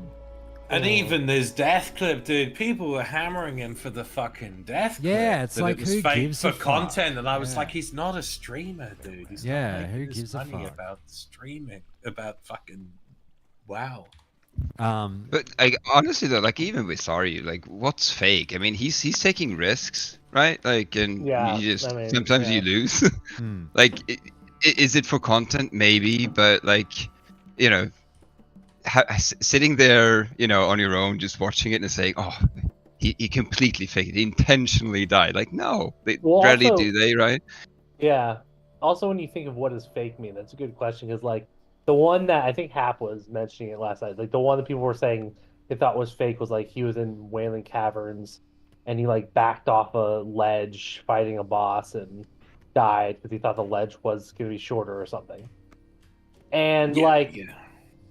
here's the thing: even if that was quote unquote faked, he was in a group with other people who got fucked because. So I like, think, and his character still yeah. died. So it's like. I think in that WC clip, I think he just fucked up. I think he shouldn't.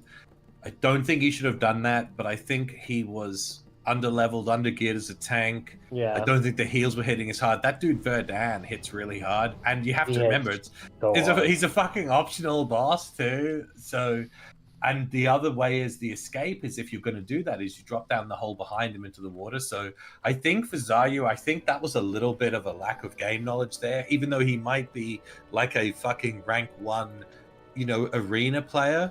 Whether you remember that there's a fucking water pit in Wailing Caverns that you can use in hardcore to escape fucking Verdan when you're underleveled, I don't think we can maybe blame him for that. But Yeah. I think Also, he's a mage expert. I don't know how much he's a warrior a expert. warrior expert, but he was getting chunked by. But Verdan is a fucking nightmare, so you have to be really careful. He hits super hard, and that's what I think adds some spice into your Mick. Wailing Caverns runs. Sorry, Mick, I'll just say, like, I know you want me to DM Agrend about the water bug. Look, I would just say there is zero fucking chance the classic team doesn't know about it. So I'm not going to press him on it. I'm sure they know about it. And like you say, it's been a thing for years. Maybe it's something that either can't be fixed or they're looking into for hardcore. I think don't they know. said they were going to fix it next. I think they said it was coming build. next week. Well, no, they're Joe. looking No, into the the- jumping one. Oh, the That's the one, jumping yeah. one. Yeah. But they did specifically mention the flight path one, which is also one that's been around forever. So I'd imagine, and they said there are other DC things. I'm guessing that's one they're aware of and trying to work on. It just didn't get brought up by anyone specifically. And also, Agrend has just recently released himself back into the wild. So we Yeah, don't I know, don't want to scare him. yeah. I don't want either. to scare him off. Yeah, we've got to be 100%, gentle. Yeah. We be gentle with Agrend right now. Some of It's these like bugs when- are when, so like, weird it's like though. It's like when a dog runs off and then you're trying to like coax it back Yeah. with like Yeah, steak yeah. and bacon. We don't yell at it when it comes back. What were you going to say, Zoran? Yeah, so I'm not sure if you guys are aware of this one, but so there was a water bug just on EU, right? So I don't understand how that can even happen, but on EU era servers, we for quite a long time had a water problem where you basically couldn't fight anything in water, but it was just on one server. Really? Yeah, and they actually fixed it now. I don't know how it happened, but it was there for a very, very long time. So, and it was on the hardcore server that all of the EU play on, right? So you had to skip everything that was could water not related. fight anything on the water. But what about underwater thing? Underwater was okay, was it? Yes. So if they had enough room to stand on something still and not fully swim, it was all right. Holy But as soon as they shit. fully swam, all of the mobs fell through the earth. Well, how do but you you were kill still in combat. Murlocs and shit? You don't. You had to skip it. Oh my lord, you've been playing it in hard mode too. Damn. Yeah. Well, But it's just sorry, Zoran, continue. it's just so weird that it happens on a single play. Like I get it if it's across One if it's like server. on a one version of the Yeah, game, but on one server. Yeah. Yeah, that is really weird. And my understanding for the water thing is that it only happens with specific computer builds. So I've never Is had that it right? happen to me. Yeah, I've never had it happen to me ever, and I'm pretty sure. Like I have farmed the when I'm horde, I've farmed the little merc claw things or whatever Yeah. off shadow spray to get my mount gold, And those guys do a slow, and I definitely use spacebar to go up. So like I'm certain I've done all the qualifications for it. And I've never been DC'd. So like yeah, but yeah, that's what I've heard is that apparently it's just a specific build and it has nothing to do with like you can have the best quality, like best components, brand new, Something. and it'll happen. And you can have a terrible computer, and it will happen, and it won't. Like so, it's yeah. There's some strange thing nobody fully understands. Yeah, wow. Well, I hope they can sort it, man, because I think that is something that affects a big portion of the player base. Zoran, what level are you now? Oh, I'm like 9 or 10. Oh, did you die? I haven't had much time. No, Oh, I haven't had okay. that much time to play yet. Right. But did you realize though that that they've actually put in a level cap again at 30? So I'm not in a rush, to be honest. Yeah. Probably would have been a bit more if it was, but if they're just keeping 30 for another week or so, like I'll be 30 in the next couple of days once I get some time. Yeah. I won't be. Oh, Josh, I was definitely gonna give you some shit, man. Like yesterday, I think on the stream you were talking about how like with the hardcore, like the Soul Self Found thing, you were like, it's actually super easy to level. You know, you got to 39, and it's just, and I was gonna give you shit, man. That like you say it's super easy to get to 60, but you haven't fucking done it, my man. True. I mean, I guess the asterisk is not due to death, but due to boredom. I mean, true, but like perseverance. That's the name of the game. You're right. And look, mate, fuck. 100%. Whenever you can give me shit, do it. I am wrong on a very regular basis and should be shouted down. I do not want to be surrounded by people who feel like they can't give me stick. Like, definitely fucking give it to me. Yeah, you gotta do one all the way, Josh, at some point, just for something in your life. Put your head down, you gotta, man. and just go fuck it. I done it. So you know, Tim, you both have died, right? At somewhat higher levels. Died more than probably anybody. Yeah, I've only died 3 times, but I have definitely died. So are we just not waiting for when Josh dies at a relatively high level and goes through, you know, the stages of grief and all of that, right? Like, you know, to be honest, it's a different feeling. It's a really different feeling. To be honest, I was hoping for like a montage of death clips, much like I went through. That was what I was really hoping for, but it doesn't seem to be happening. I think there's a complete lack of deaths. Well, now I've died. I've only lost. So I've had 3 characters total in hardcore. One is still going. One died yesterday on stream, and the other died off stream. So like, yeah, it hasn't been raining Josh death clips. It's been a lack of deaths. So if we do get one, Josh, it's got to be good. All right, we want a high level. Well, I mean, fuck, I almost gave you one today. That's true. we want, but you were too calm. We want a high level, you know, clinching. This is the thing, because I don't think you're gonna get much of a reaction out of me if I lose a character below 20. Yeah. Yeah, that's.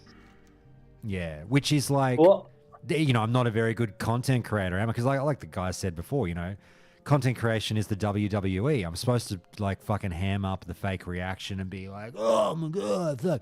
But I'm just like, I don't do that. Like I'm just. I have wanted to say this, Josh. I have wanted to say that your thumbnails have actually been sick, though. Not in a clickbaity way. You've got dynamite thumbnails. They've been really good. Oh, you know, all I do is I just look like all I Google is WoW classic art, and just get those ones. Yeah, no, the thumbnails are on point. So props for that. There's some really good like vanilla related art out there that's been on Google for years. Also, looks disappointed. 2 to 3 days, not even 30. What? He's not a speedrunner, Mick. Josh is the opposite of a speedrunner. And she does the like. Josh is a speed alter. He's a quest runner, exactly. Yeah, Josh will get like 5 level 10s up before you know it. 100. Literally, I need to show. I don't need to log out to show you, but like. I played in bed last night, and a part of me was like saying to myself, you know, dickhead, you really should continue on with the one character. And I was like, but I want to play a warrior. So I spent 2 hours playing a warrior last night on this same PTR server rather than the Druid. Hey, fine, man. That's That's good. fine. That's great. Like, especially I would say, especially for hardcore, Yeah. an alcoholic is a good thing. Oh, I agree. I like having the stable of level 10s ready to go if you die. Yeah. Yeah. No, Oh, no, yeah, no. it's That's a great really good insurance. point, Josh. That's a really good point for hardcore players out there is having a backup character that when you die, that if you're just restarting at that level, takes a lot of the sting out of it. Yeah. So that's actually a It really really good does point. help. I will also say, from my personal experience, I've lost 3 characters. A 24 Druid was my first death. A 54 Paladin was my second death. Whew. And a 14 Mage was my third death. How did you And die on like that paladin again? that was I was like fighting Murklaws in Dustwall or whatever, doing like a grain quest, and my dog like started legitimately sounded like he was dying Oh, in you the talk other about room. this, yeah. IRL Yeah, aggro, yeah, yeah. yeah. So that was just it was one where but that's what's funny about it is because of the manner of death. I don't actually feel that bad about that one. Because there was not much you could do. It I wasn't get it. right. It's like I'm glad that I prioritized my dog over like making sure I was in a safe spot or something. You know what I mean?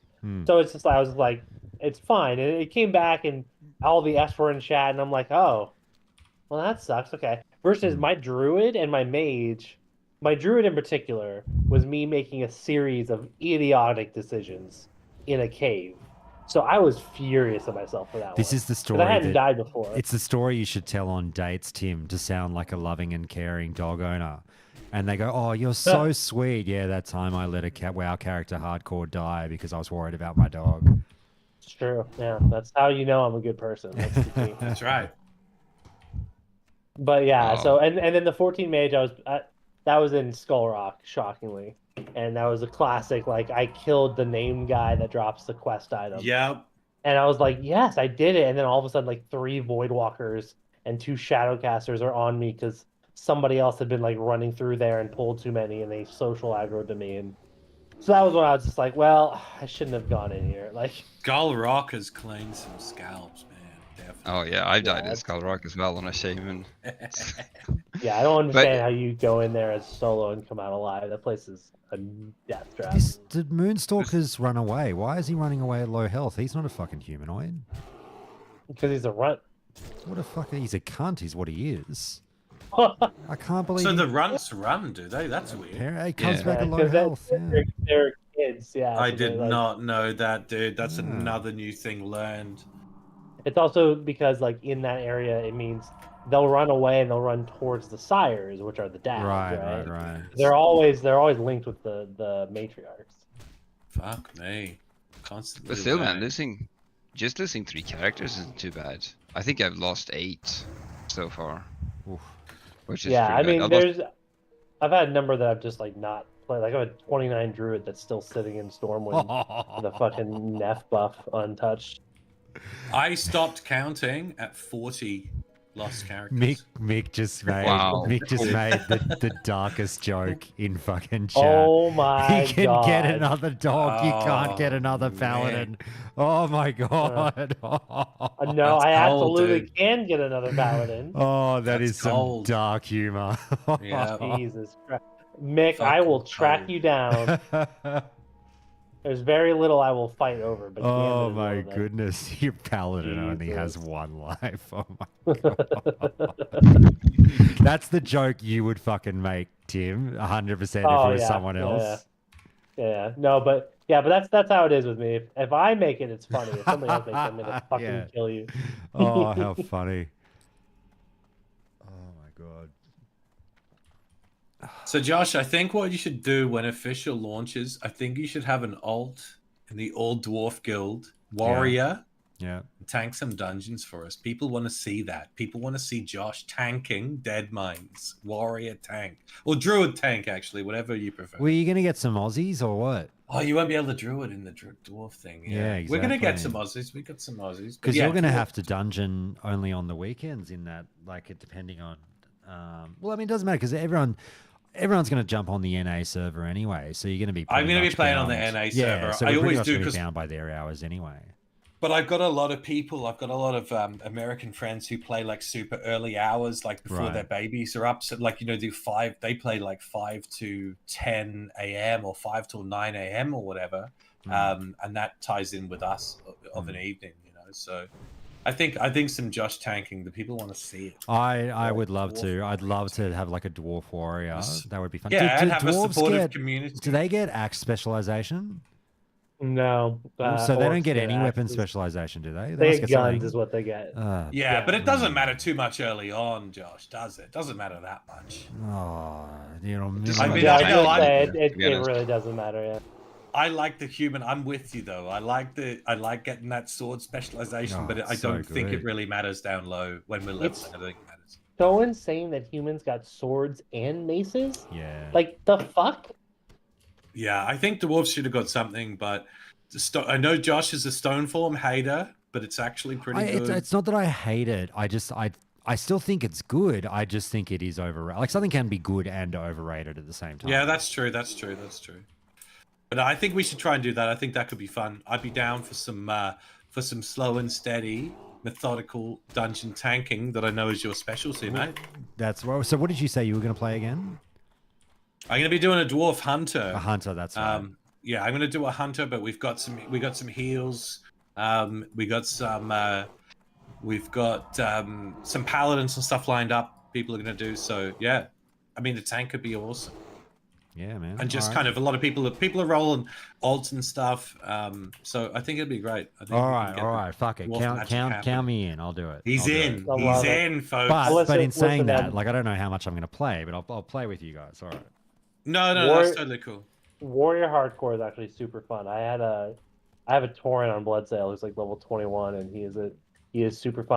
To be fair, I will say this, that like that Tauren warrior, I got into like a habit of starting at like level 13 in Crossroads. I would just like somebody would drop a Ren buff, and I'd just grab it and go kill shit for an hour, and then just park myself in Crossroads again and wait till somebody dropped another one. Yeah, So, mix you in. know. He's going to be a priest. That's good. You're going to heal us, Mick? Hell yeah. That'd be perfect. We'll get I you would Smite's go Mighty Hammer. warrior, paladin, or priest. Yeah, you do warrior, Josh. We'll get you Smite's Mighty Hammer in Dead Mines, and you'll be on your way. Baby. Yeah. Oh, that's the other thing too, is that like, man, I missed a mage, like one of the mage quests, because I didn't realize there was a book in Scarlet Monastery I needed the quest for. And then, on with the add-on, it's like, well, too bad you did it, so that's it. But like, it'll be nice for this to be like, oh shoot, okay, well I'll go back and do, library one more time. That's one of the things that sucks, isn't it, with the add-on? There's so many paladins. Watch this. I'm going to do Bit something of- silly. I'm going to pull two Oh, bears no. here. Oh, here we go. This is how it happens. This is how it happens. This is how This it is goes. this a Zayu moment. Yeah. Okay. Big one. Oh, what? Oh, no. I forgot to fucking damage that one as I was walking them away. That's my bad. That was a silly one of me. Anyway. I would have been okay. I would have been okay. Let's do him. Let's do him in the level 14 Moonstalker here. Come at me. Come at me, you bastards. Just starting to feel strong. This is the problem. He's feeling good. Yeah, he's feeling it right now with that druid. He is. The druid is actually dope, though, isn't it? Oh, I love it. Oh, that's right. In complete control here, two mobs. Nice work. Oh, dearie me. Okay, feel like now, Druid now I'll gets- pop out for a heal. Druid got a little tough for me in like the 20s and 30s. Well, 20s, sorry. Yeah, I mean, I don't know if you saw me complaining in the Discord the other day. Yes, I did. It Yeah, was my funny. level 33 Druid on Era. I'm like, Big heal. I really feel weak. Like I'm hitting like a fucking wet noodle in cat form. And I'm full feral. With good gear.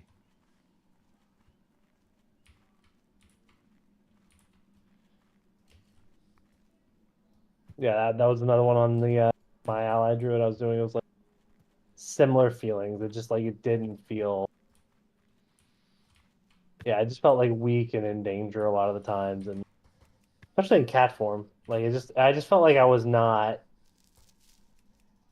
like I was doing as much damage to things as they were doing to me. Oh, here we go. Spicy meatball. Let's do this. Mix a doomer. Maybe I'll get to see a druid die. There'll be no deaths today, mate. Mick has been fucking Wow. begging for me to die while he's watching for months. He has been like, can you just fucking die, you dead shit? There'll be none of He that. really wants to be there for the clip. Oh, look, maybe this is it. Oh, shit, hang on. Oh, I got a green. Look at that tiger's eye. All right, here We're we gonna go. need Watch another this, big. watch this. We're gonna need a big heal, Josh. We are. Okay. Oh no, this is bad. This is actually bad. Oh, look at that! Oh, This might actually be This bad. be death. oh no. Yes! Oh no. I really don't care. Oh no, Josh, you're almost. Oh no, buddy. Dead. I'm gonna go play this warrior. Oh No. Well, man. Mick got his wish. Missed that. Yeah. What happened? Fucking Doomer I did it in for the Mick. chat. I fucking I Did it couldn't for the handle I couldn't content. handle Mick fucking asking for it anymore. Mick, you are never to ask for it again. There, you got it. We get to see Ghost form, I guess. Oh dear. True. This is like seriously what I'm saying though. Like, it's I don't know if people disagree. Hardcore is fucking boring if you're just doing. It is if you're just doing the single pull, super conservative. I know how to play the game and how not to die. It really is Okay, only it's yeah. only spicy if you're like, Spice. I'm gonna do something I shouldn't do, like pull 2 level 14 mobs at level 13 or whatever. You know what I mean? I do agree with you. And it depends on the class because warriors in particular are very like it's comfortable right up until you get a couple of parries and dodges and misses Mm, for no reason, and you're just like, wait, hold on, what's happening here? mm. No, I agree with that. We should push the envelope. We should, and even on, I've got a video which I've shared a few times of my journey to 60, and you can see me doing the spicy quests. I did the Eliza quest in Duskwood, a lot of things that people would skip. Yeah. AoE farming in the 50s, 4, 5, 6 mobs on you, like at 50, north of 50. Hmm. You have to do those spicy things, I think, Yeah. to get the, That's to get what the I kicks. really liked about the mage is because mages are so powerful if you know what you're doing. Like it opens up. Like I did all these elite quests that I didn't do when I was doing the pally, but I just like felt so much safer. But then it means I put myself in more danger. You know what I mean? Mm. But don't you think that that'll be good with the normal hardcore rule set in the official servers? Like a lot of the quests that everybody skips. So take Redridge, for example, the elite quest in Redridge, we're all skipping them. I mean, it's one thing to do, you do Yowler and shit. No one's going up into the keep doing like fucking whatever those Yeah, quests yeah, are. Yeah, in not there. not except exactly. for like duos. And the ones that Lieutenant do, Fangor the ones or that whatever. do are dying. You know what I mean? People are dying in Yeah. there, but I think in the official servers, I think grouping, I think we can do that carefully, but get some heart racing moments too. So that's what I'm looking forward to. Yeah, it's just that like, I promised myself this after the Paladin, where I was like, you get the highs of like I got a cool, like again in solo self-found, you get the highs of Yep. like, oh, I got a really Sick cool blue. green drop. That's great. But like outside of those small highs, like it is actually, because I wasn't doing dungeons, it's a very boring game mode if you are being smart about it, because I was like, I'm not going to do Yeah. dungeons because people die in dungeons. I'm not going to go in towers because people die in towers, blah, Yep. blah, blah. And I did the most boring fucking leveling game you've ever seen. And that's probably part of the reason why I was like, I'm going to stop playing. This is fucking killing me. You know what I mean? No, I So get that. I promised myself, like, whatever hardcore I do from now on, I will do the risky stuff, I won't be stupid. And like, we make the joke about doing the Zaryu thing just then, but like, that's not me doing the Zaryu thing. That's me going like, you have to, like you said, you got to slightly push the envelope to kind of make this worthwhile. Yo, I Why actually, don't we do something? Do something, Josh. Do it either like do every quest or do every dungeon. Why don't we say you tank every dungeon? Imagine if you tanked every dungeon in hardcore up to 60. Yeah, that would be fun. 100%. I mean, that would be a commitment, but that would be like yeah, I think that would be some nail biting action. It's also Well- a flash in a pan thing for me though, because I can tell you, as soon as seasonal servers coming out, fucking, I'm never playing hardcore again. Yeah, Dude, well, you're gonna be 60, and we're gonna be doing BRD in January 24 by the died. time that SOM2 comes out. All right. Did you iron my shirts? Oh, honey, thank you. You didn't have to do that. Thank you so much. I will say, Okay, it's time talking for about- breakfast for me here. I gotta drop. Okay, Caesar, Zoran, cheers, have a Zoran. good one. Thanks so much Bye. for dropping by, mate. I will say you mentioned Zarya, and like that was one thing he said that I actually really liked about when he finally gave up the warrior, is he was like he didn't like warrior as much because warriors you have to play a lot safer. Yeah. You know, you have to, if you're gonna do risky things, you have to plan it around like retaliation. And he was like, what he likes about playing quote unquote easier classes like mage is that you do riskier things. And he was like, yeah, so that's what he made. It was a really good point of like, hardcore is as exciting as you want to make it. And that's yes, 100%. one of the things I really like about the achievement system actually is that like it gives you things to be like, ooh, you know what?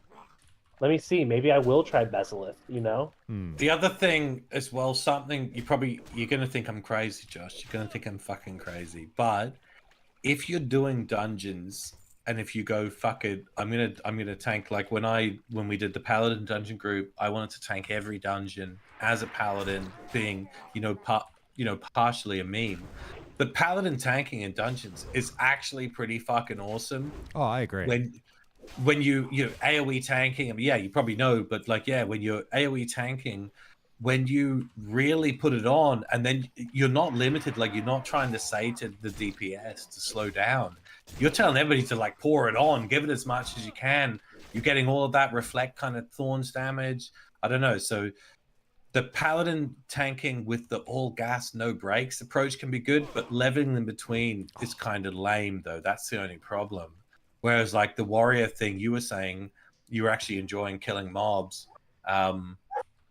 If that was the case, I think that could be cool. But I think you should take the mantle and do some tanking, dude. And I think that's what people are going to want to see it. We're going to have a good time. I don't want to play Paladin ever again, really, just because I truly... I look. You I don't sound like a enjoy fuck. it. I think it's You don't kind of enjoy it. easy mode in hardcore. I really do. Well, Just- that's fair. That's Yeah. fair. Then that's fair. That's fair. That break glass, if in case of emergency. And I know everyone's going to say, "Oh, Josh, every class has a break glass in case." No, of no, emergency you're right. button." You're It's 100% different right. with Paladin has a Paladins. lot. It's so. No, you're different. 100% right. A paladin, without a doubt, is the easiest class to get to 60. Yeah, Without a fucking shadow of Yeah. a doubt. because It it's is. literally just hit. If you're in trouble, just hit bubble and run for 10 seconds in that direction, and that's And all that's you without have to even do. using lay on hands. That's without even using your second fucking emergency thing. Yeah. Like on my 60, my first 60 that I did, I had engineering for target dummies too. So it's like target dummies, bubble, lay on hands, plus heals, plus potions. Come on. I Yeah, I mean, you've got to did be able to get engineering, away my from guy, almost yeah. anything, don't you? But no, I think if you did that, I think if you said, "Hey, I made it to fucking 60 as a warrior, and I tanked every dungeon, including fucking maybe UBRS. I don't know. We'll see. I think that'd be cool. We'll see. take our we'll time. see. We'll see. Because I think, honestly, dude, I think your SOM2 is going to be a fucking while away. Oh no, I agree. I completely agree. I think we're going to have 6 months of playing HC. Yeah. I think it's going to be minimum like 4. I don't see it as a 2023 release. I'm going to be completely Oh honest. really? I think gonna it's. My guess would be like early 2024, but I'm far from ruling out. Yeah, I late agree with you 23. there. I think it'll be January, February 24 because if you think about even just I feel, not to shit on Blizzard, I feel like they're milking even the announcements and their timelines. It's like what was it, 6 weeks ago that they announced hardcore servers. It's like then 6 weeks to a PTR, and they said it's going to be a summer launch, which we know is going to be well and truly into August, being like the last couple weeks before summer actually ends. And I think that's what we're that's what we're looking at with Blizzard, and I think that they'll be expecting a 6-month timeline on that content. I think from Classic back in the day, I think a lot of people, like normies in my guild, took about 3 months to get to 60. And I think even for me, when I play hardcore, that's pretty much how long it takes me to get to 60. Right. It's about 3 months. So I think 3 months of raiding, I think would make sense. So yeah, I'm thinking it's going to be January to February 24. So hopefully we can enjoy it in between then. Yeah, hopefully. See, this is why you need that level 7 to 10 alt locked and loaded and ready to go. It really, So you're ready, you're back in the driver's you're seat, back in the Josh. game and you don't feel as bad. Hell yeah. Hell fucking yeah. Yeah, I almost want to. I want to die at some point so I can explore like the ghost stuff. Yeah, I thought that Josh was going to show the stream. Oh, some yeah, that's the ghost second content. time I've died and I haven't respawned. I've just logged out. You got to show people the ghost content. Gotta do it, man. You're just straight in. Boom. We're back in. I know. I feel if I sit there and dwell on it, I will actually get angry. You might get annoyed. That's fair. Well, I might drop if you don't mind, Josh. No, you go for it. Look, thanks so much for the chat, mate. I won't stream much longer. I might actually jump off stream. How about I do that? I got to go have some food here. It's coming up on dinner time. But yeah, all good, mate. All good. Tim, good. it's been a Yeah, I will pleasure as also. well. Yeah. Yeah, it was great. It's always fun, man. Yeah, for sure. you Thanks. cool? Are you cool, Josh? If I pop a link into your vanilla channel just for my I did a video montage of all of my deaths, like 25 or 30 deaths. Yeah, mate. plus Go for my it. No, go success. for it. And Thanks we for might inspire some hardcore people. thanks for asking, and absolutely, just go for it. Just throw it in Hell there. yeah, thank you. But yeah, listen, thanks again. It was a great chat, and I'll catch you soon. All right, guys. We'll catch you later. And Later, Tim, I'll guys. see you later, guys. Yeah, great Cheers. job.